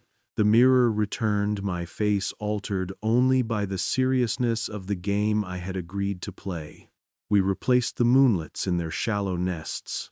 The archivist's lamp made the wall resemble a sky a child would paint if told that night is what happens when the day is salted and stored for later. "There is one more thing," he said, and his voice lowered not for drama but for fatigue. "If you will go on with this work, this looking, this telling, you must choose a piece of time to unsalt in yourself. Then, that no, and ten befriend." "I thought that was later," I said. "In the center of the circles, under conditions." "It is," he said, "but rehearsal should cost you something, or your performance will be good and false. Pick a small hour you salted out of shame. Return it to yourself. Do it now, while the bell is friendly." I stood with my hands incompetently open. I thought of birthdays, funerals, letters, the lie I had confessed, the names I had said, the mask dates scratched OCT V. I chose a quiet hour from a winter when I had decided to be more obedient than honest. I had been praised for that hour. I had slept badly after it for months. I said the hour aloud. The bell descended a final step, the lowest floor. The lamp trembled on the disc outside the door, as if delighted on my behalf without daring to say so. "Take it back," he said. "Walk the breath around it clockwise. No recipes, no saints, no committee. Take it back." I did. It felt like removing a needle I had accused of being part of my skin, like forgetting a phone number on purpose, like letting a child keep a secret that was not dangerous. The room did not applaud. The archivist did not nod. The bell stopped. The silence that followed was not absence. It was accommodation. The room moved its furniture to accept the space I had asked for. Even the salt, far away in the gardens, seemed, by a subtle temperature, to permit my adjustment. "Now you may leave," he said, soft as a librarian. "You will return for chapter 4, if your sleep allows it." We climbed. The disc behind us resumed its patience. The bell above joined the public bells of Rome and pretended to be one of them. The door let us out with the smell of lemon and coins and kitchens last night after a meal. The square placed its tourists carefully where they would not feel arranged. The horoscopes at the kiosk announced, "Scorpio, keep a small confidence today." I laughed once, rudely, and stopped myself. Even prophecies for harmless afternoons can be correct in their sphere. On the tram, I wrote nothing. I held the memory of the boy with the taper as if it were mine and not mine, a loan and a debt. I tasted salt without food. It did not make me thirsty. It made me accurate. At home, in the rented room with the cassock folded on the chair like a quiet resignation that had learned to be a pillow, I lay down and spoke the names again. Columba, Mirabelle, Theodoric. I asked for the corridor to show me where I had built latches across the months, as if they were doors that needed to be locked. The corridor obliged. I was not special. It offered scenes already greedy to be forgiven. I refused them the mercy of speed. I gave them accuracy instead. When the bell began to descend, far away and immediately present, I thought of the disc and its doctrine. Virgo for revision, Scorpio for secrecy, Aquarius for dispersal. I considered what my constellations should be called, not by the names I inherited, but by the functions I have seen them serve. I named one courage, not because it glittered, but because it kept appointments. I named another memory, not because it remembered, but because it conspired to be remembered. And I named a third sleep, not because it was rest, but because it was rehearsal. The nightly room where we walk circles around names until they consent to be said without shame. The bell reached the 9th step and became a floor. My breath followed. In the small permission of that hour, I wrote a sentence on the ceiling in my mind. Years are not cages, they are rooms with windows. I promised to open one with you next time. The city exhaled as if it had been waiting for me to consent to that simple mercy. I slept. Morning pretended to be harmless. It wore the same shirt as yesterday and spoke to the pigeons as if they were employees who never quit. I ate bread that tasted of small, correct decisions and walked toward the door with the certainty of a man returning to a job he has not yet been hired for. The ring in the lion's mouth remembered my hand. The stone remembered the temperature of a promise. The sigh of the slab was not repetition, it was hospitality. "You have slept," the archivist said by way of greeting, as if sleep were a credential. He lifted the lamp. Today the flame looked narrower, more deliberate, the way a blade looks after someone honest has sharpened it. "We go to the offices," he said. I had expected cloaks and flint, whispered passwords and monastic drama. I had expected a stage. What I found was a corridor of doors with paper labels slid into brass frames, a table with an ink pad and a bowl of stamps, a rack of keys arranged with the fussy affection of a botanist. Order announces itself not with swords, but with stationery. The Inquisition, he said, began as a question and perfected itself as a filing system. You cannot frighten the century without a form. He moved us through a room of desks. No one wore a habit. No one pretended not to be tired. The men and women at the desks wrote in hands that could be read in poor light and poorer moods.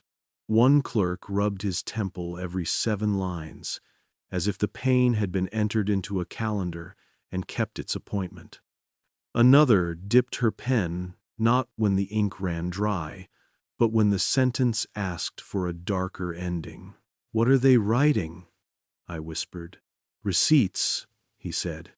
"Every correction leaves a residue. We record where we put it. We pretend we could retrieve it if a later conscience demanded." "And could you?" He answered without pride. "Sometimes. There is a drawer called Names Returned for a reason. A wall carried maps, not of cities, of procedures, flowcharts done by hand with arrows that looked embarrassed to be so obvious. If rumor exceeds parish boundary, inform the bellmaster. Prepare a corridor. If corridor fails, display relic, reassign anniversary issue, memorandum on modesty." One chart had been amended so many times the paper had thinned to lace. In the corner, in a small, rebellious hand, "Or tell the truth." Someone had circled the note and written in clerical italics, "When budgets allow." We passed a niche where a young man in a black suit sat with a stack of blank certificates and a red seal. His job was to certify the ordinary. This procession was always held on this street. This prayer has always been said in this order. This bell has always descended by 9 notes, even before the bell existed. He stamped and signed with the serenity of a metronome. "You will hate him if you watch too long," the archivist murmured. "Do not. He thinks he is building handrails. Some day you will be grateful when the corridor is crowded. I wanted villains. I got clerks.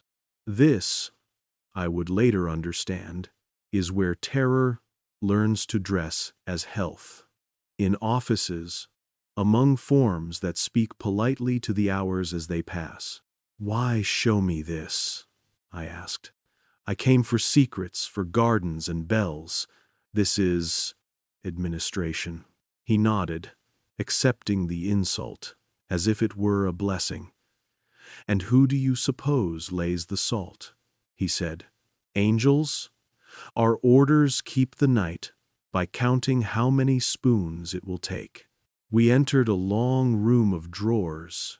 Each drawer bore a tin tag and a number. I recognized the smell from a dream I had not owned yet. Lemon, coins, obedience. He paused at OCT V. He did not open it. He put his hand on the wood. "Masks," he said. "We will not look today. It is not the hour for costume." He opened another drawer instead. "Errands, consecrated." Inside, lists. Names of people whose tasks had been blessed not with incense, but with logistics. A bell ringer told to hesitate twice. A sacristan told to misplace a key for precisely 13 minutes. A nun instructed to lend a veil to a woman without saying why. "Grandeur depends on these errands," he said. "Without them, the disc is a drawing and the bell is a hobby." A boy entered with a tray of envelopes. He did not look at us because he had been taught not to.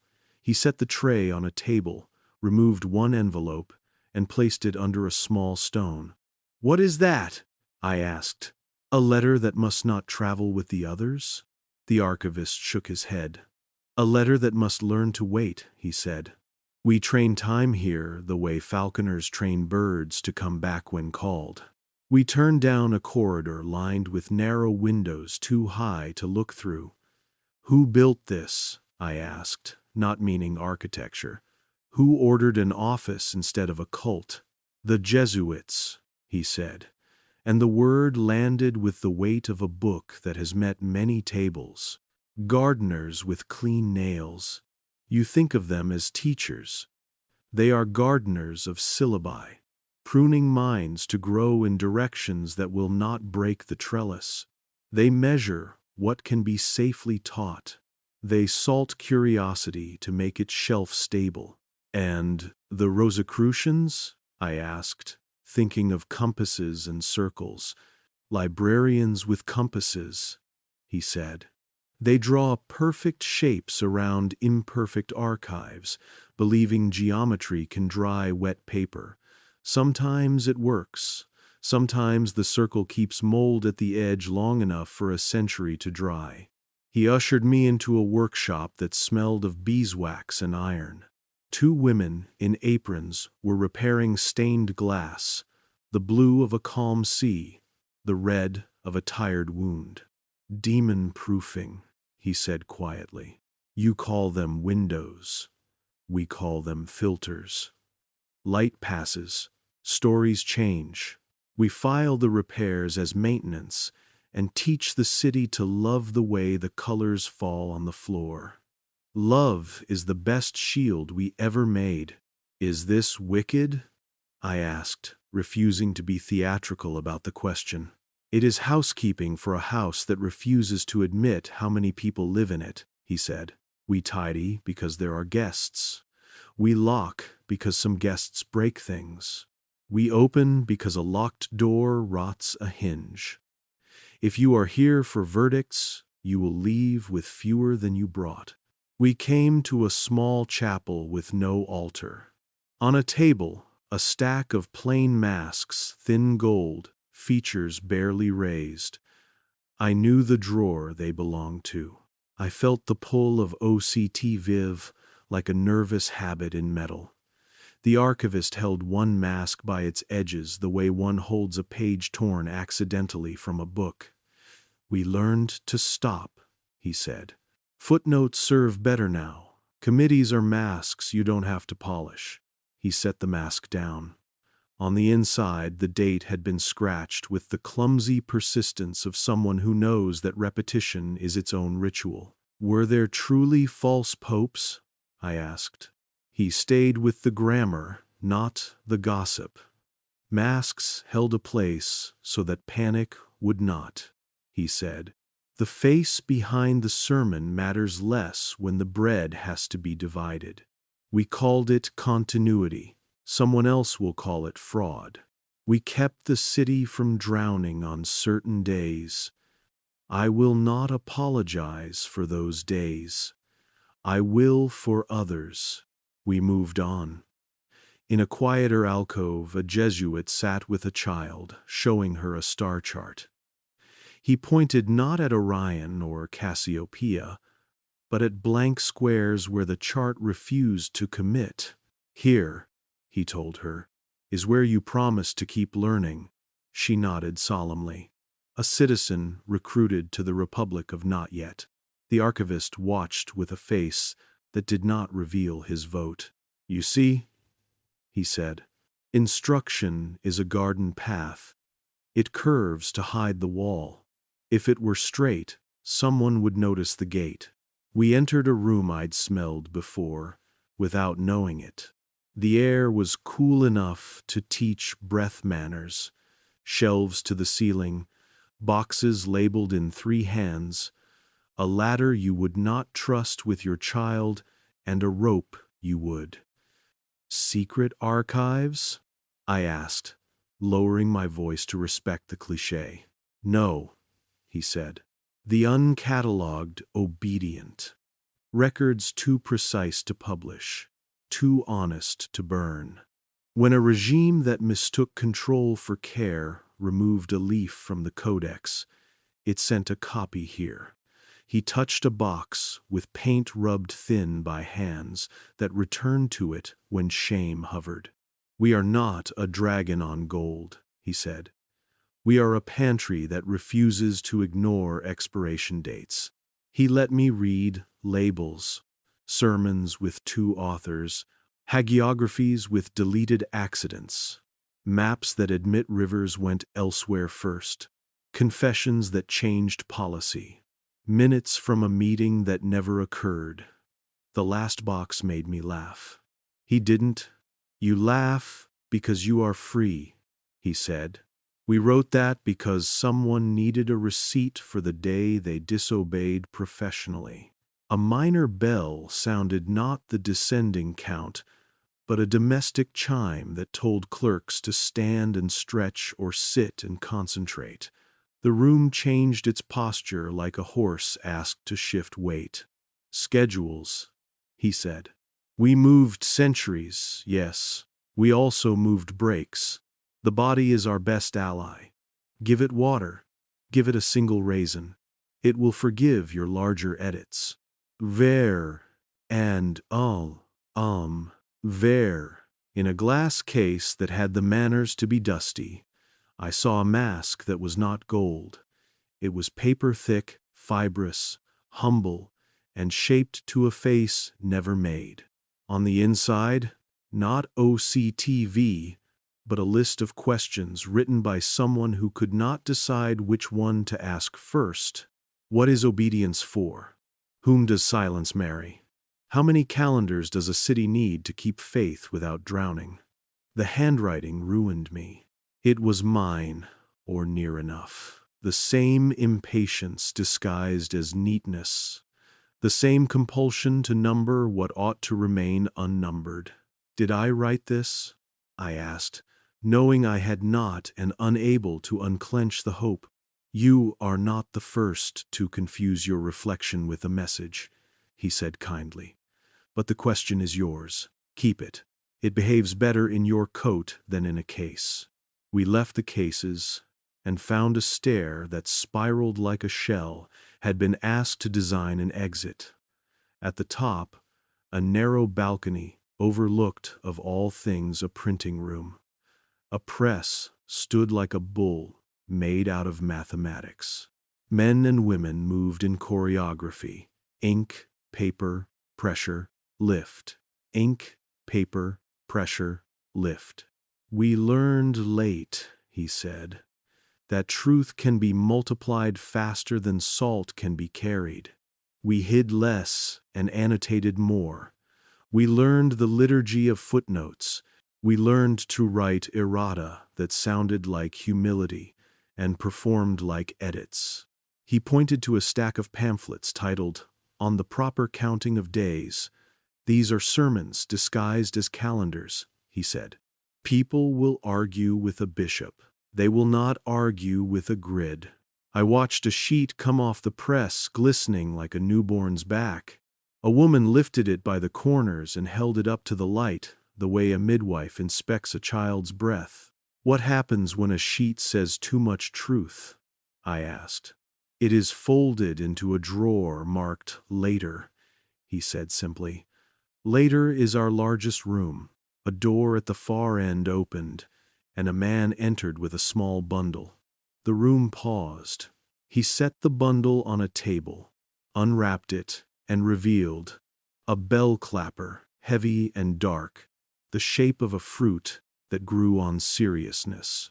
"It cracked," someone said, "on the 7th descent." The room gave a collective inhale made of professionals. Not panic, not even surprise. Only the acknowledgement that a day would have to be rearranged with extra hands. "We have other clappers," the archivist murmured. "But each one has a personality, a relationship with air. Today the descent will sound unfamiliar. We will write an apology into the minute books and pretend the tone signifies a new beginning. The city will not notice," I said. "They will," he corrected gently.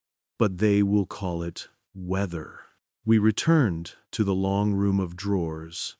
He stopped at one labeled petitions to unsalt, and opened it with a discretion that made me turn my head as if someone were undressing. Inside were letters in many hands, some precise, some desperate, some angry in the way sorrow is angry when it has been made to wait. Return, my father's day. Give us back the year the river took our name. Let Saint Mirabel have her flood where it belongs. The archivist let me read one. It began without rhetoric. Please. It ended without strategy. Please. Between the pleases, a memory so exact I could smell the bread and the fear. Do you answer? I asked, throat hot. When the bell allows, he said, when our recipes would not make a larger harm, when we trust the petitioner wants accuracy and not revenge, and when you cannot, we keep the letter in the drawer and read it aloud when no one else is listening. Grief is not a stampede, it is a single animal. Sometimes it calms when it hears its name said correctly. He closed the drawer and rested his palm on the wood, as if it were a forehead. We are not surgeons every day, he said. Most days we are nurses. We keep charts. We change dressings. We sit with pain, so it does not have to roar. We reached a low door with hinges like knuckles.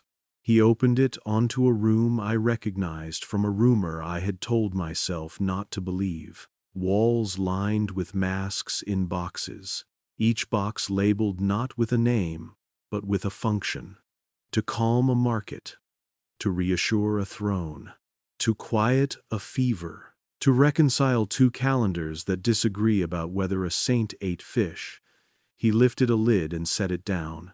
Inside, the mask was not gold. It was smoke, a thin carbon silhouette suspended between panes of glass. Some faces were never worn, he said. They were drawn in air and kept as possibility. Possibility is the church's most expensive commodity. We hoard it against famine. I asked the wrong question. Who gets to decide which possibility becomes policy? These spride was speed, then grad, in turn, the distaby. Whoever is in the room when the bell is at the fourth descent, he said. At 4, everyone believes two things at once. It is our most honest hour.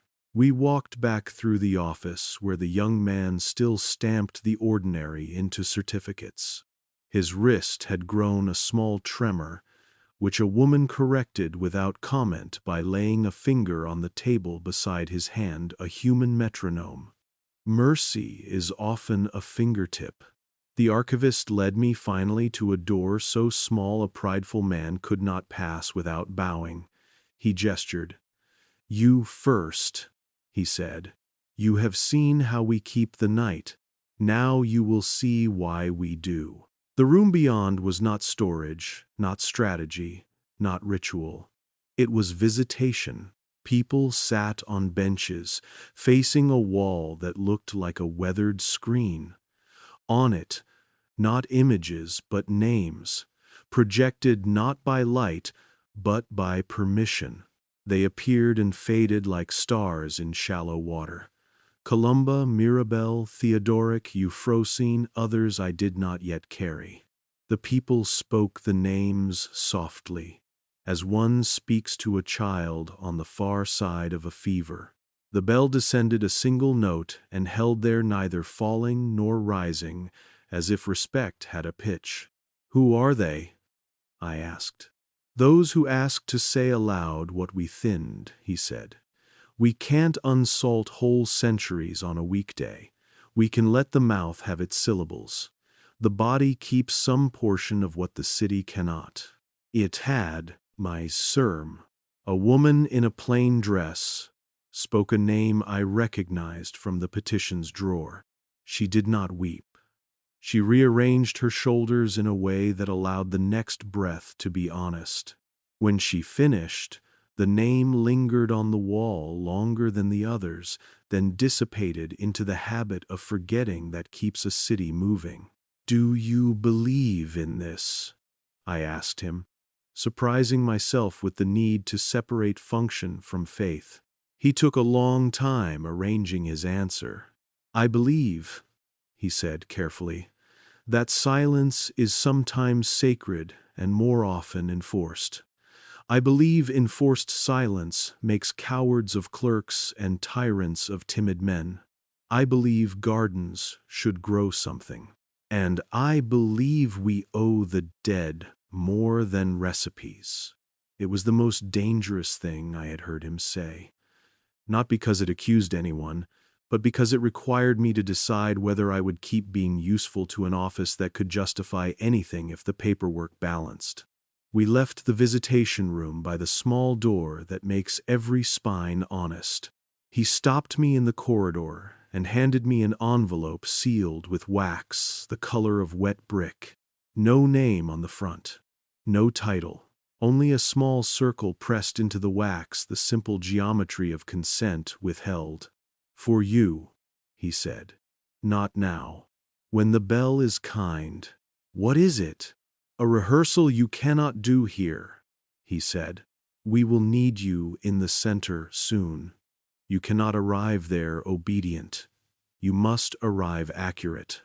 "Accurate to whom?" I asked, and the sentence tasted like bread and metal. "To the names you promised," he said. "Accuracy is allegiance. Pick wisely, it will cost you errands." We climbed. The door exhaled us into afternoon. The square performed relief as well as any actor. Children spun, pigeons negotiated. A violin lied kindly about the key of the hour. The news kiosk had changed its sheet of cheap prophecy. Virgo, revise your plans, but keep your kindness.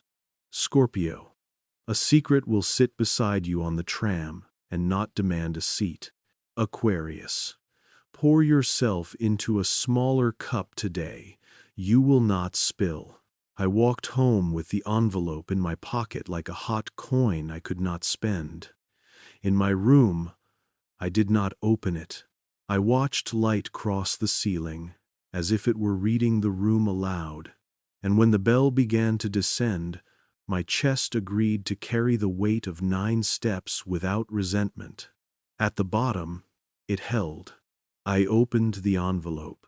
Inside was no letter, no map, no relic. Only salt, 3 grains, larger than table but smaller than superstition, and a card with a sentence printed in the unromantic hand of a clerk who needed to be clear. "Unsalt 1 hour you salted to survive. Write it down. Bring the paper. The door will know." I set the grains on my tongue like a man giving himself back a language. They stung. They instructed thirst. I did not drink. I wrote the hour. Tomorrow the center. The ritual of unbinding. The mirror and the bell and my own refusal to be obedient when accuracy is kinder. The night did not comfort me. It kept me honest.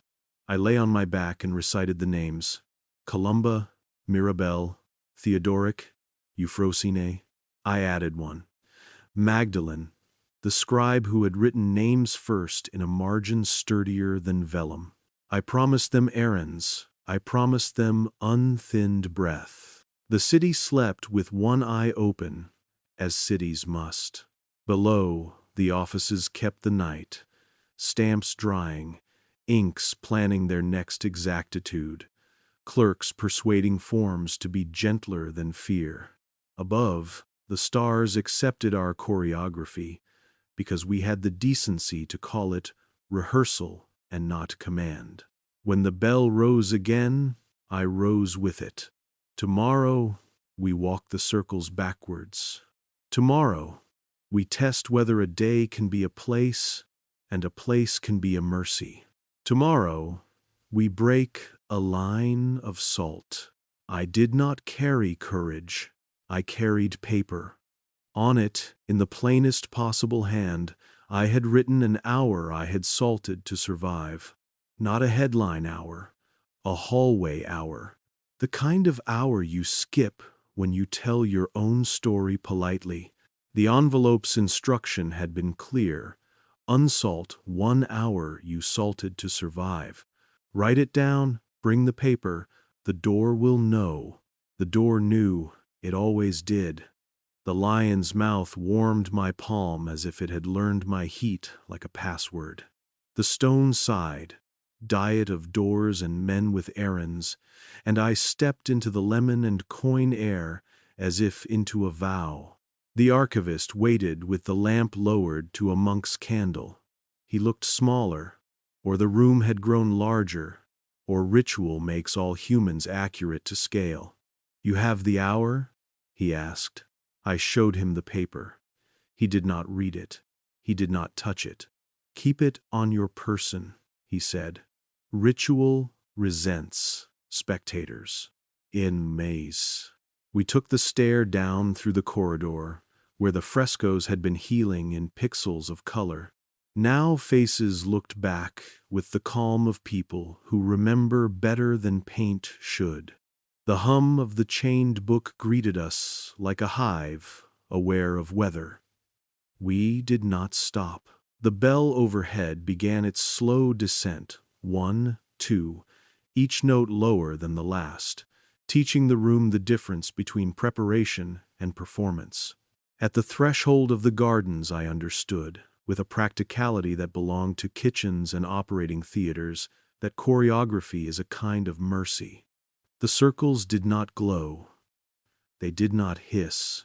They lay, white and patient. Borders tending nothing, forms tending form. The lead disc waited in its usual silence, argument etched in metal, modest as law. The glass dish in the little vault shone without light. The center today, we would go there. "You remember the conditions," the archivist said.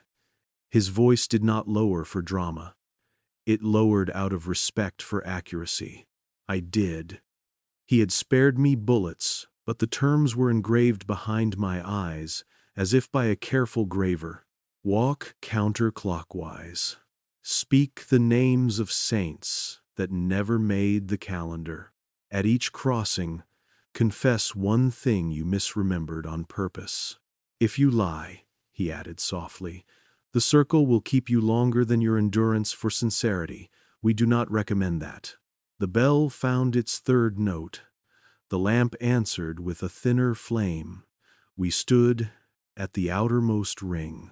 I could feel each grain's cold through the leather of my shoes, some old animal instinct acknowledging a line my body had not been taught by law but by salt. "Begin," he said. I breathed once for superstition, then stepped with my left foot into the thin path between two borders as if entering a corridor politely. The salt looked like snow, like bone, like sugar, like dried tears. The path was hardly wider than my shoe. I made myself small. I said the first name, Mirabelle. The syllables surprised me by fitting. "Of the Black River," I added, because the ledger had given me that, and accuracy is allegiance. The bell held its pitch, neither approving nor warning. At the first crossing, where the path kinked like a question mark in a careful hand, I offered the first confession. I told a child questions were pride. My throat wanted to clear itself. I did not let it. Throats are always trying to tidy truths that arrive with dust. The circle allowed me through. The grains shivered imperceptibly, as if making room for a person who had finally admitted the weight of the thing he carried, disguised as nothing. I kept moving. The path curved. My shoulder remembered how to be narrow without cringing.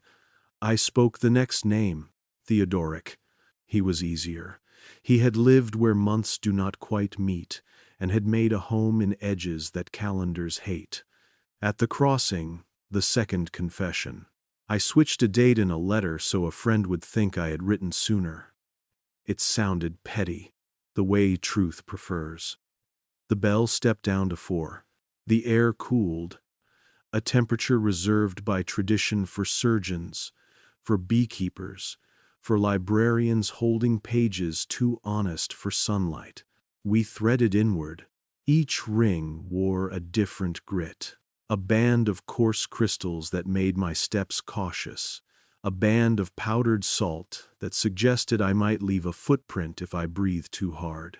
I did not breathe too hard.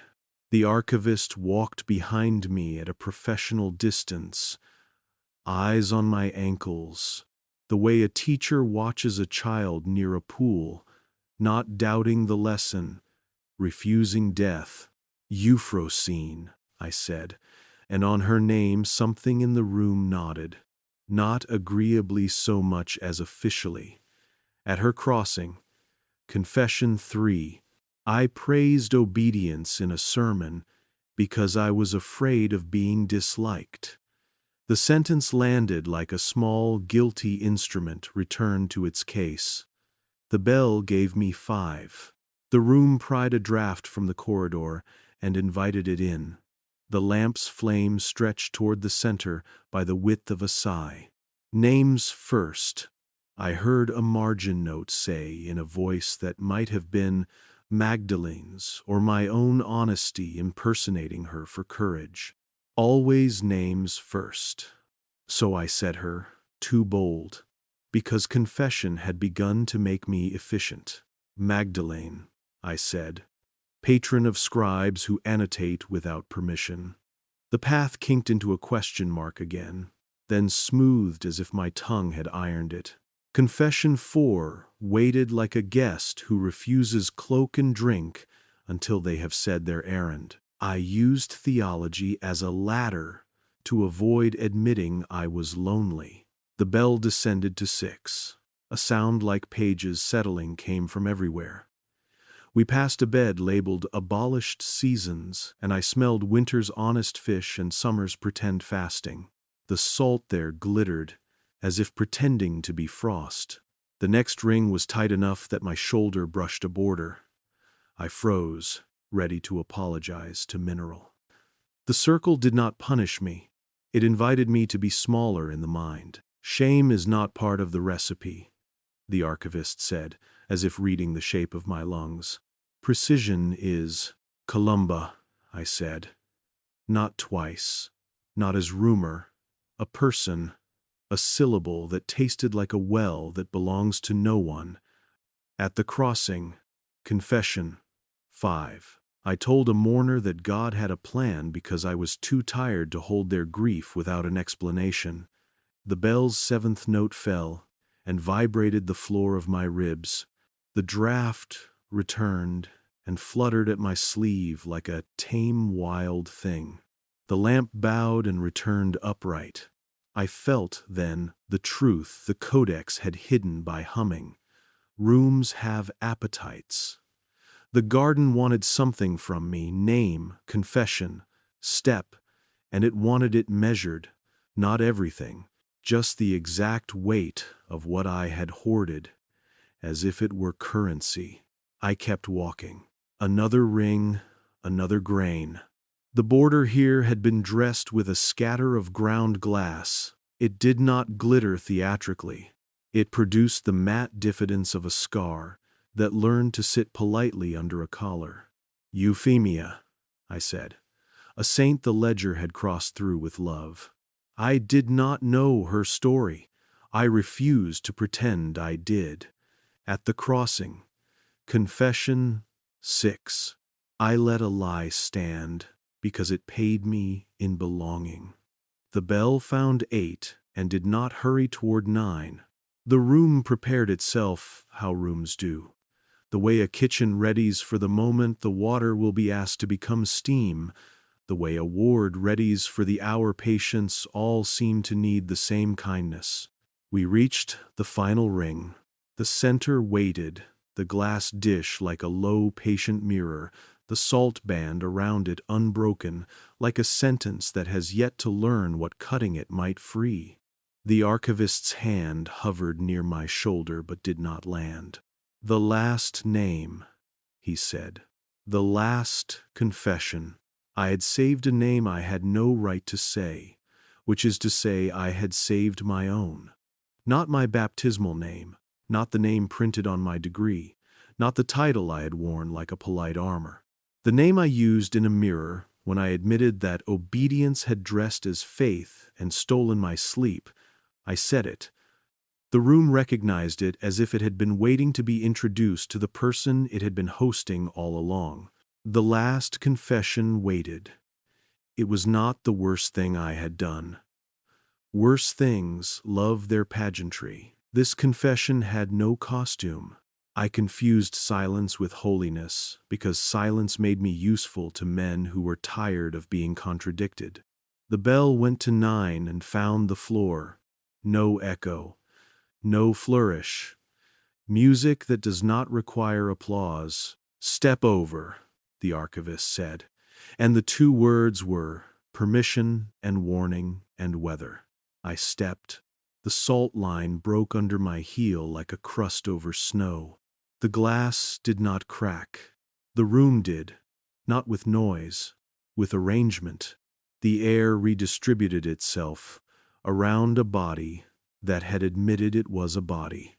The frescoes in the corridor behind us shifted pigment flexing into faces with eyes that did not threaten and mouths that did not bless. The lead disc sang without sound, a resonance under the skin like standing too near a large drum. My blood revised its punctuation. What I have to tell next sounds like theater and behaves like inventory. I saw her, not an apparition, a memory permitted to stop being obedient to the salt.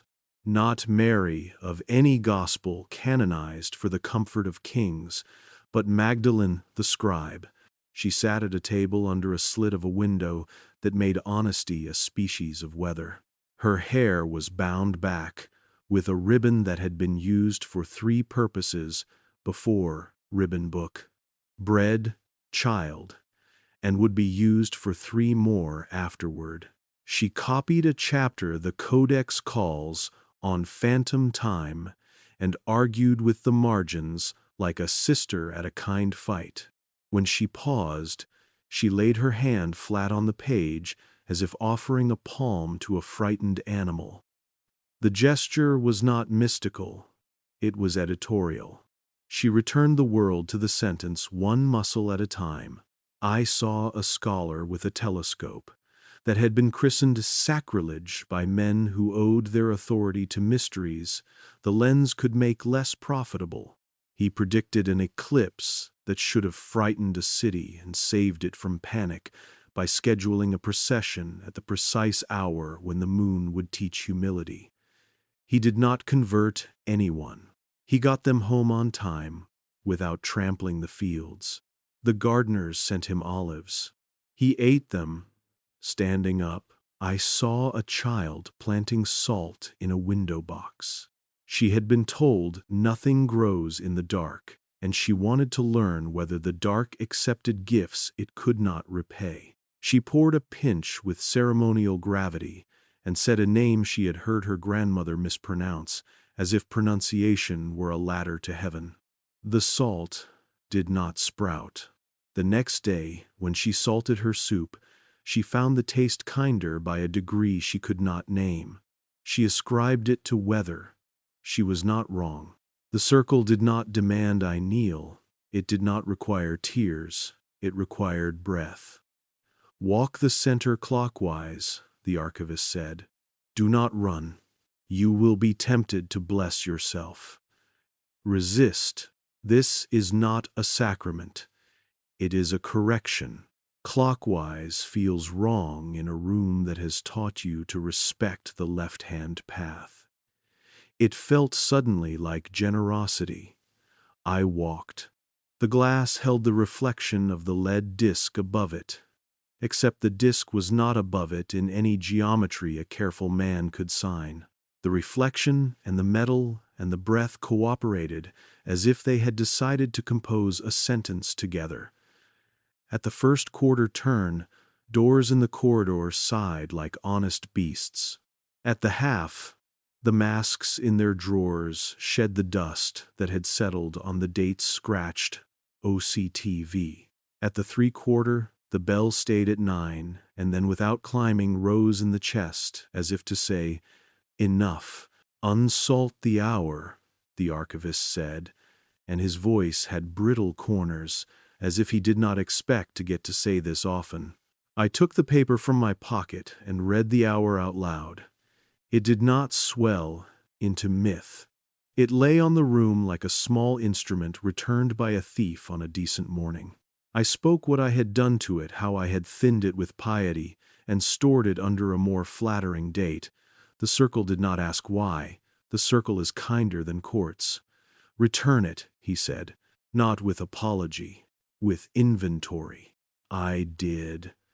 I said the street, the light, the smell of rain that never fell, because we salted the weather by rearranging errands.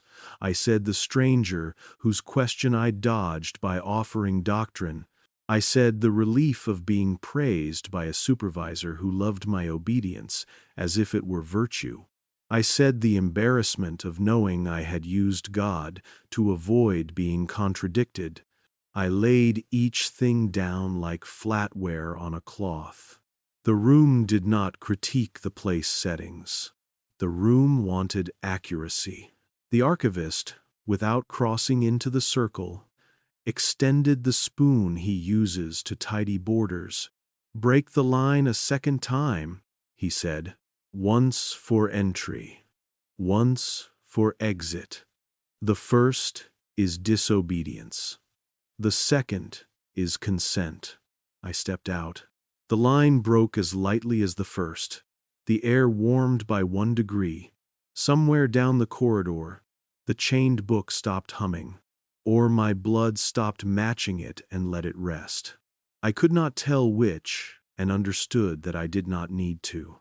"Now," he said, "pay the price. People always forget there is a price. It is small. It is always small, and always the price they do not want to pay." "What is it?" 2. "In the anyway editions, say the names again," he said, "and this time pronounce them the way the city pronounces them wrong. Then say them right, in public." I did not understand. "Where is public?" "Anywhere you are not alone," he said. "A tramcar, a queue, a pew, a bench. Say the names wrong, then right. Let your mouth be a corridor that corrects itself where others can hear. That is the only price the gardens ever really ask. Your errand." The bell released the 9th note. The room returned to pressure. The lamp resumed the modest occupation of producing light. The line I had broken showed itself mended not miraculously, not quickly. A gardener had stepped from behind my shoulder with a spoon and a patience that did not perform. She nodded at me without smiling, as if we had traded tools and debts without needing to write it down. Her apron bore salt stains arranged like small maps. She smelled like beeswax and ink that refused to be erased. We retraced the inward walk as if exiting an operating theater. At each ring I felt the grain under my heel acknowledge, then release me. At each crossing the confessions did not recur. They had been taken into account. Accounts were balanced. Not forgiven, not forgotten. Accounted. The secret to mercy, I thought, is not absolution. It is math with the decency to show its work. At the threshold, the archivist raised the lamp and breathed onto the flame. It did not go out. It changed color, a low blue that instruments reserve for work done correctly. He hung the lamp on its hook and looked tired in a way that honored the hour. "You unsalted," he said, as if telling a patient the surgery had not been necessary after all because the illness had been a misfiled record. "Do not dramatize," he added gently. "Leave the room. Do your errand." We passed the chained book. The chain was quiet, winter hive content enough with its own population. I touched the leather with a palm, an absurd caress, because I had been held by rooms that endure men without praise. The frescoes watched us go without pleading to be remembered or forgotten. They had learned, like citizens, to live with the drafts that correction lets in. The door sighed. The lion's mouth cooled. Rome received me in late afternoon, its bridges pretending necklace again, its tourists rehearsing astonishment, its kiosks selling prophecies printed in cheap ink. I walked to a tram stop. People arranged themselves by the logic of strangers. A child counted pigeons out loud, then lost interest and counted her fingers. A woman with a bag of groceries stood in the posture of someone who knows what dinner asks of her. I stood among them and did the errand. "Columba," I said, wrong on purpose. The way decrees had taught ears to like it. The syllables skidded. The woman with the groceries did not turn her head. Her hand hesitated over the strap. "Columba," I said again. Correct. As if speaking to a patient who had pretended not to recognize his own name out of habit. The sound found its place in the air and stayed. I felt ridiculous and instructed. The child counting fingers switched to counting clouds, and between the numbers she whispered, "Columba," without the starch, as if tasting a salt that made the soup better, without being credited. "Mirabelle," I said, and my mouth tried to make her French. I made her River instead. The tram arrived. We boarded. Someone's phone chimed the fourth descent of a cheap bell. The city did not become holy. It became accurate by a degree so small only a room like the gardens would bother to count it. At home, I placed the paper with the unsalted hour into the drawer where I keep rent receipts and the small relics of errands done correctly. A bus ticket kept because the route had arrived exactly when the timetable promised. A note from a neighbor that said simply, "Thank you and nothing else." No exclamation, no praise. I did not light a candle. I ate bread. It tasted like a window had been opened in a room I had been in too long. I slept. The bell descended, as always. At the ninth note, I dreamed without choreography. No disc, no chalk circle, no glass dish. Just a door and a boy with a taper running down a corridor that led everywhere and nowhere and also precisely where it needed to. He handed the taper to me without ceremony, as if errands were hereditary.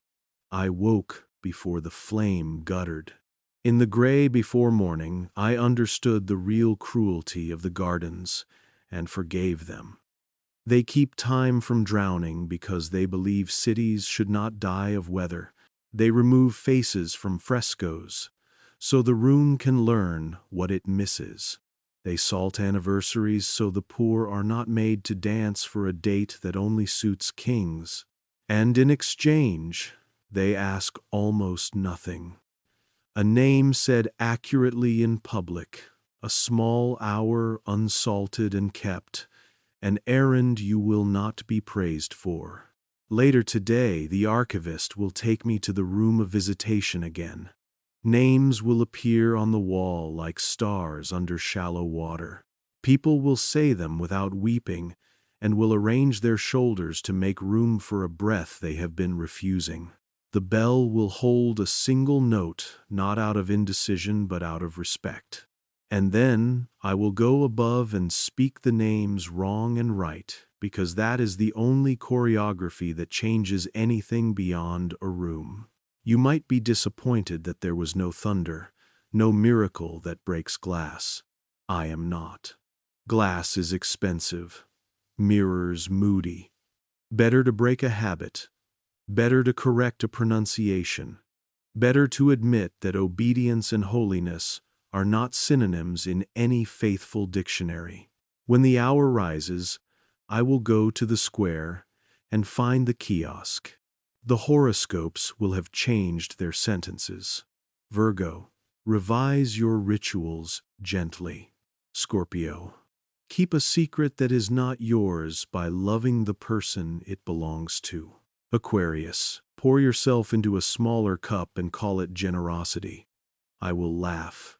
Then I will stop laughing, because even cheap prophecy uses the sky to carry weight. Tomorrow is the last chapter, the torch and the door. Tonight I will leave you with the instruction the envelope printed in a clerk's unromantic hand.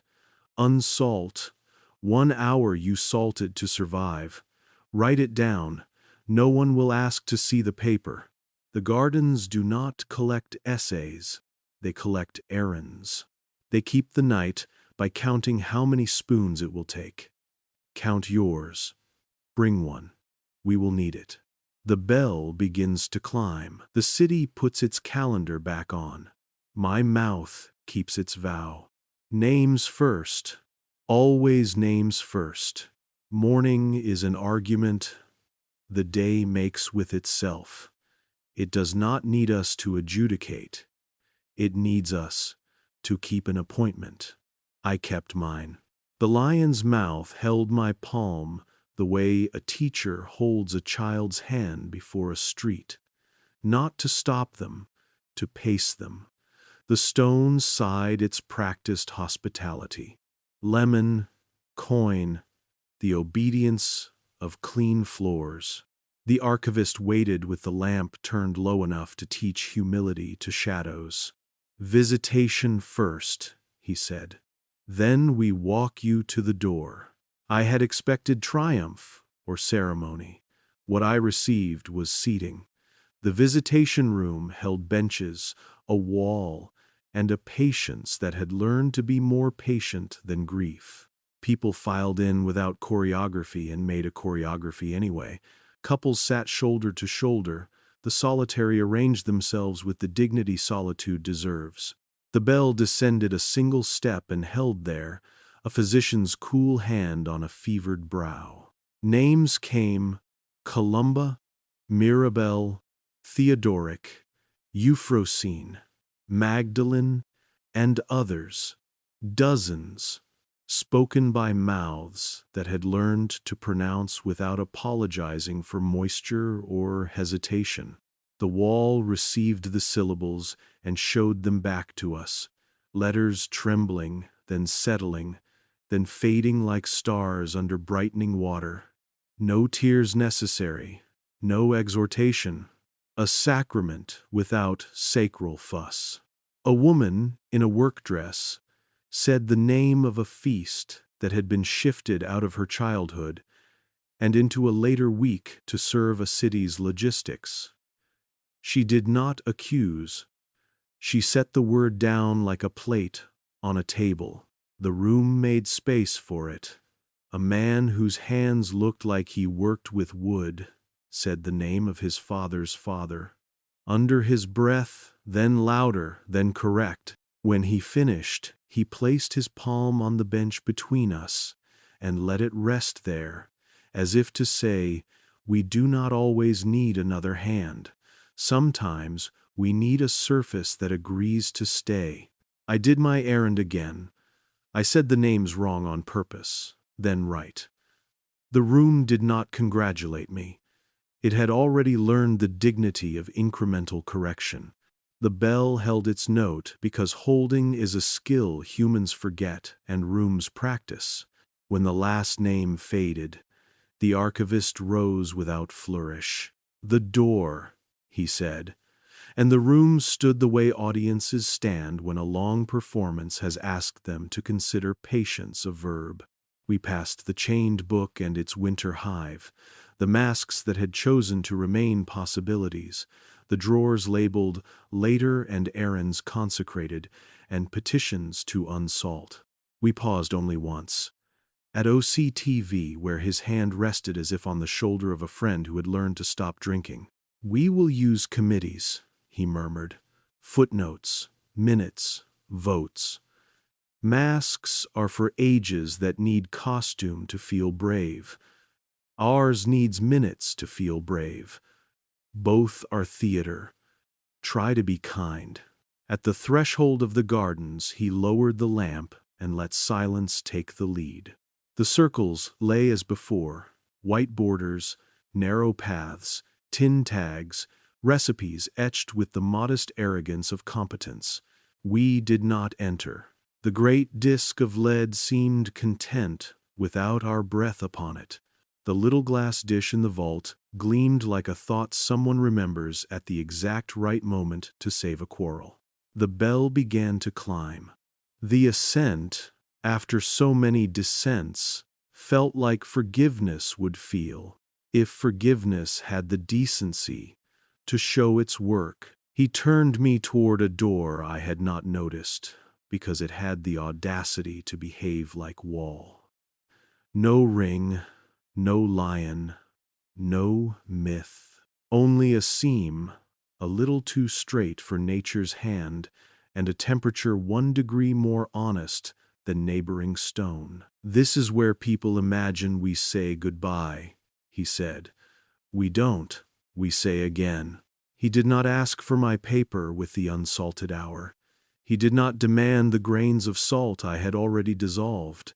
He did not inspect my pockets for relics or my face for obedience. "Before you go," he said, "I owe you the courtesy of clarity. We are not keepers of a conspiracy. We are keepers of errands, large enough to be mistaken for conspiracies by people who forget how heavy a day is when you move it."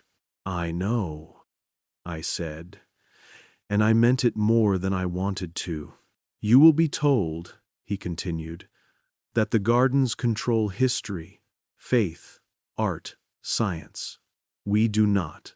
We control time's furniture, where chairs are set so the old can sit, where tables are placed so bread does not fall, where doors are left unlatched so boys with tapers can run without tearing their sleeves. This is not absolution. It is inventory. We have done harm. We have done good. We have done necessary work and called it beautiful when honest people would have called it administration. If you leave here with a sermon, I have failed you. If you leave here with a schedule, we might survive 1 more century." "What schedule?" I asked, with a relief that came like cold water to a mouth trained on rhetoric. "The one you will keep," he said, without being told to. He handed me a card printed in the unromantic hand of a clerk. "A small rule for an honest city. Beneath, numbered without flair. Speak 1 mispronounced name in public every week, then say it right. Do not explain why, unless asked. On the 9th descent of any bell you can hear, even if it is a phone, breathe once for a person you have turned into an adjective. Return them to a noun. Once a month, write a margin note in a book you own that disagrees with you. Not clever, accurate. On a day when the city floods with water, with rumor, with spectacle, carry bread to someone who cannot go by it. Call the errand ordinary. Keep a drawer labeled Names Returned in your house. Add 1 a week. Nothing else is required. Once a year, unsalt an hour you salted to survive. Do not perform it. Simply stop lying about it, even to yourself." "That's all?" I asked, half laughing because the orders were domestic and I had expected something with robes. "That is everything," he said. "We learned the hard way that commandments travel badly. Schedules travel well." He placed the lamp on a shelf. Without it, the room did not become dark. It remembered how to let other sources volunteer. "There is 1 more courtesy," he said. "You may ask me a question, I will answer." I had carried a sack of questions, like a thief's bag. Who ordered the first circle? Which mask was worn on which day? What did Magdalene pay? And who refused her change? Why October 5th? Which saint drowned? And we pretended it was a parable. The bag was heavy and tempting. I asked the smallest question I could endure. What is your name? He smiled with the brittle pride of a man who has practiced an honest sentence too long. I will give you the one that makes me useful, he said. Keeper. Keeper, I repeated, and the bell climbed another step. The word did not make him larger. It made him correctly sized. He put his palm to the seam. The door remembered it was a door. No sigh this time. A pivot like a shoulder willing a stuck jacket to behave. Sunlight did not rush in. Rome's ordinary air waited on the other side, with the patience of a dog at a shop door. He stepped back. You will be tempted to bless me, he said. Do not. Bless the errand. And if I fail? I asked. A child again, hands unsure, breath learning. You will, he said. Then you will count to 9 and begin again. I stepped through. The seam resumed its straightness. The wall reclaimed its right to be wall. I stood not in a square of spectacle, but on a side street where laundry negotiated with wind and a cat auditioned for sainthood by not moving while a child pointed. The city smelled like coffee, tomato vines in terracotta, water that had not yet decided whether to fall as rain or argument. On the tram, I performed the schedule, not as penance, as cuisine. I said, Columba wrong, and then right. I said, Mirabelle wrong, and then river. I said Theodoric wrong, and then gave him back his round-o. No one arrested me. A woman looked up, puzzled and patient, the public expression of people who understand that cities are made by the small insistences of strangers. The child, with the fingers counted 9, and smiled at me as if we had shared a joke whose punchline was, we are not alone. I walked to the kiosk. The horoscopes had changed their little scaffolding for the day. Virgo, revise your apology into an invitation. Scorpio, keep a secret by pronouncing a name correctly. Aquarius, pour your attention into a smaller cup and notice how much sweeter it tastes. I bought a paper. I folded it to the weather. The sky consented to be exact. At home, I opened my drawer and wrote a name I had been avoiding and letters I had been avoiding because the hand knows when the heart lies. I placed the strip among bus tickets and small proofs that schedules save lives. I turned my phone's cheap bell to a sound that attempted 9 steps without sounding self-important. I stood still at the 9th and breathed. For a person I had turned into a story, because stories were safer than people. Then I walked to the door, not the lion, not the seam, who my door, and put my hand on it, the way Keeper had taught the stone to remember. This would be the end of a documentary. Aerial shots, strings that apologize for conclusions, a narrator selling resolution as if it were bread. I cannot give you that. I can give you the schedule. I can give you the errand. I can give you the sentence the gardens left under my tongue like a grain that refuses to dissolve. Do not stop asking. Not because questions are glamorous, because questions are salt. They preserve what power would prefer to rot into obedience. Here is the call I promised you and myself, and whatever part of the city listens when a human voice tries to be useful.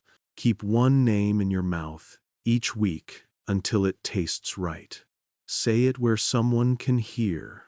Let them correct you if you are wrong. Thank them. Correct them if they are wrong. Thank them Again, keep one question in your pocket each day and do not spend it on social courage. Spend it on accuracy. Ask a clerk a gentle question when a form lies. Ask a teacher when the chart refuses to commit. Ask a friend what hour they salted to survive. Do not solve it for them. Hold the water while they drink. Keep one errand sacred. Carry bread in a flood. Carry silence when gossip is bite-sized and high in sugar. Carry a chair into a corridor where someone will have to wait. If you want more, there is more. It will not be mine to give. It will be yours to schedule. You will invent your own bell, your own 9 steps, your own drawer labeled Names Returned. You will teach your city to perform accuracy in small, edible pieces. You will be told this is not enough. You will count to 9 and do it again until the person who told you not enough brings bread to someone else without bragging. As for the gardens, they remain where they have always been beneath the performances of faith and administration, under the convenience of calendars, patient as lighthouses, stubborn as kitchens. They will not ask for your allegiance. They will ask for errands. They will offer you the dignity of small work. If you find yourself there, do not ask for thunder. Ask for a spoon. Tonight, when you lie down and the room makes its polite proposal of sleep, try this. Count the bell down not with numbers, but with offerings. 9. A mispronounced name corrected. 8. A question kept until it was needed. 7. A drawer opened and a strip of paper added. 6. A breath held for someone who was turned into an adjective. 5. Bread carried. No witness invited. 4. A margin note that disagreed without fashioning itself as applause. 3. An hour unsalted, quietly, without witnesses. 2. A schedule kept when rhetoric would have been easier. 1. The door remembered as door. At 0, do not expect revelation. Expect accuracy. Expect your body to remember rooms where you were not asked to perform holiness in exchange for usefulness. Expect the boy with the taper. He will hand you flame without ceremony. He is not a symbol. He is an errand. If you need a blessing, here is the only one the gardens taught me to offer without lying.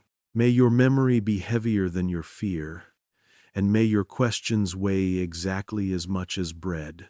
Do not stop asking. The most dangerous thing to the gardens is not my voice. It is your memory coming home. Good night.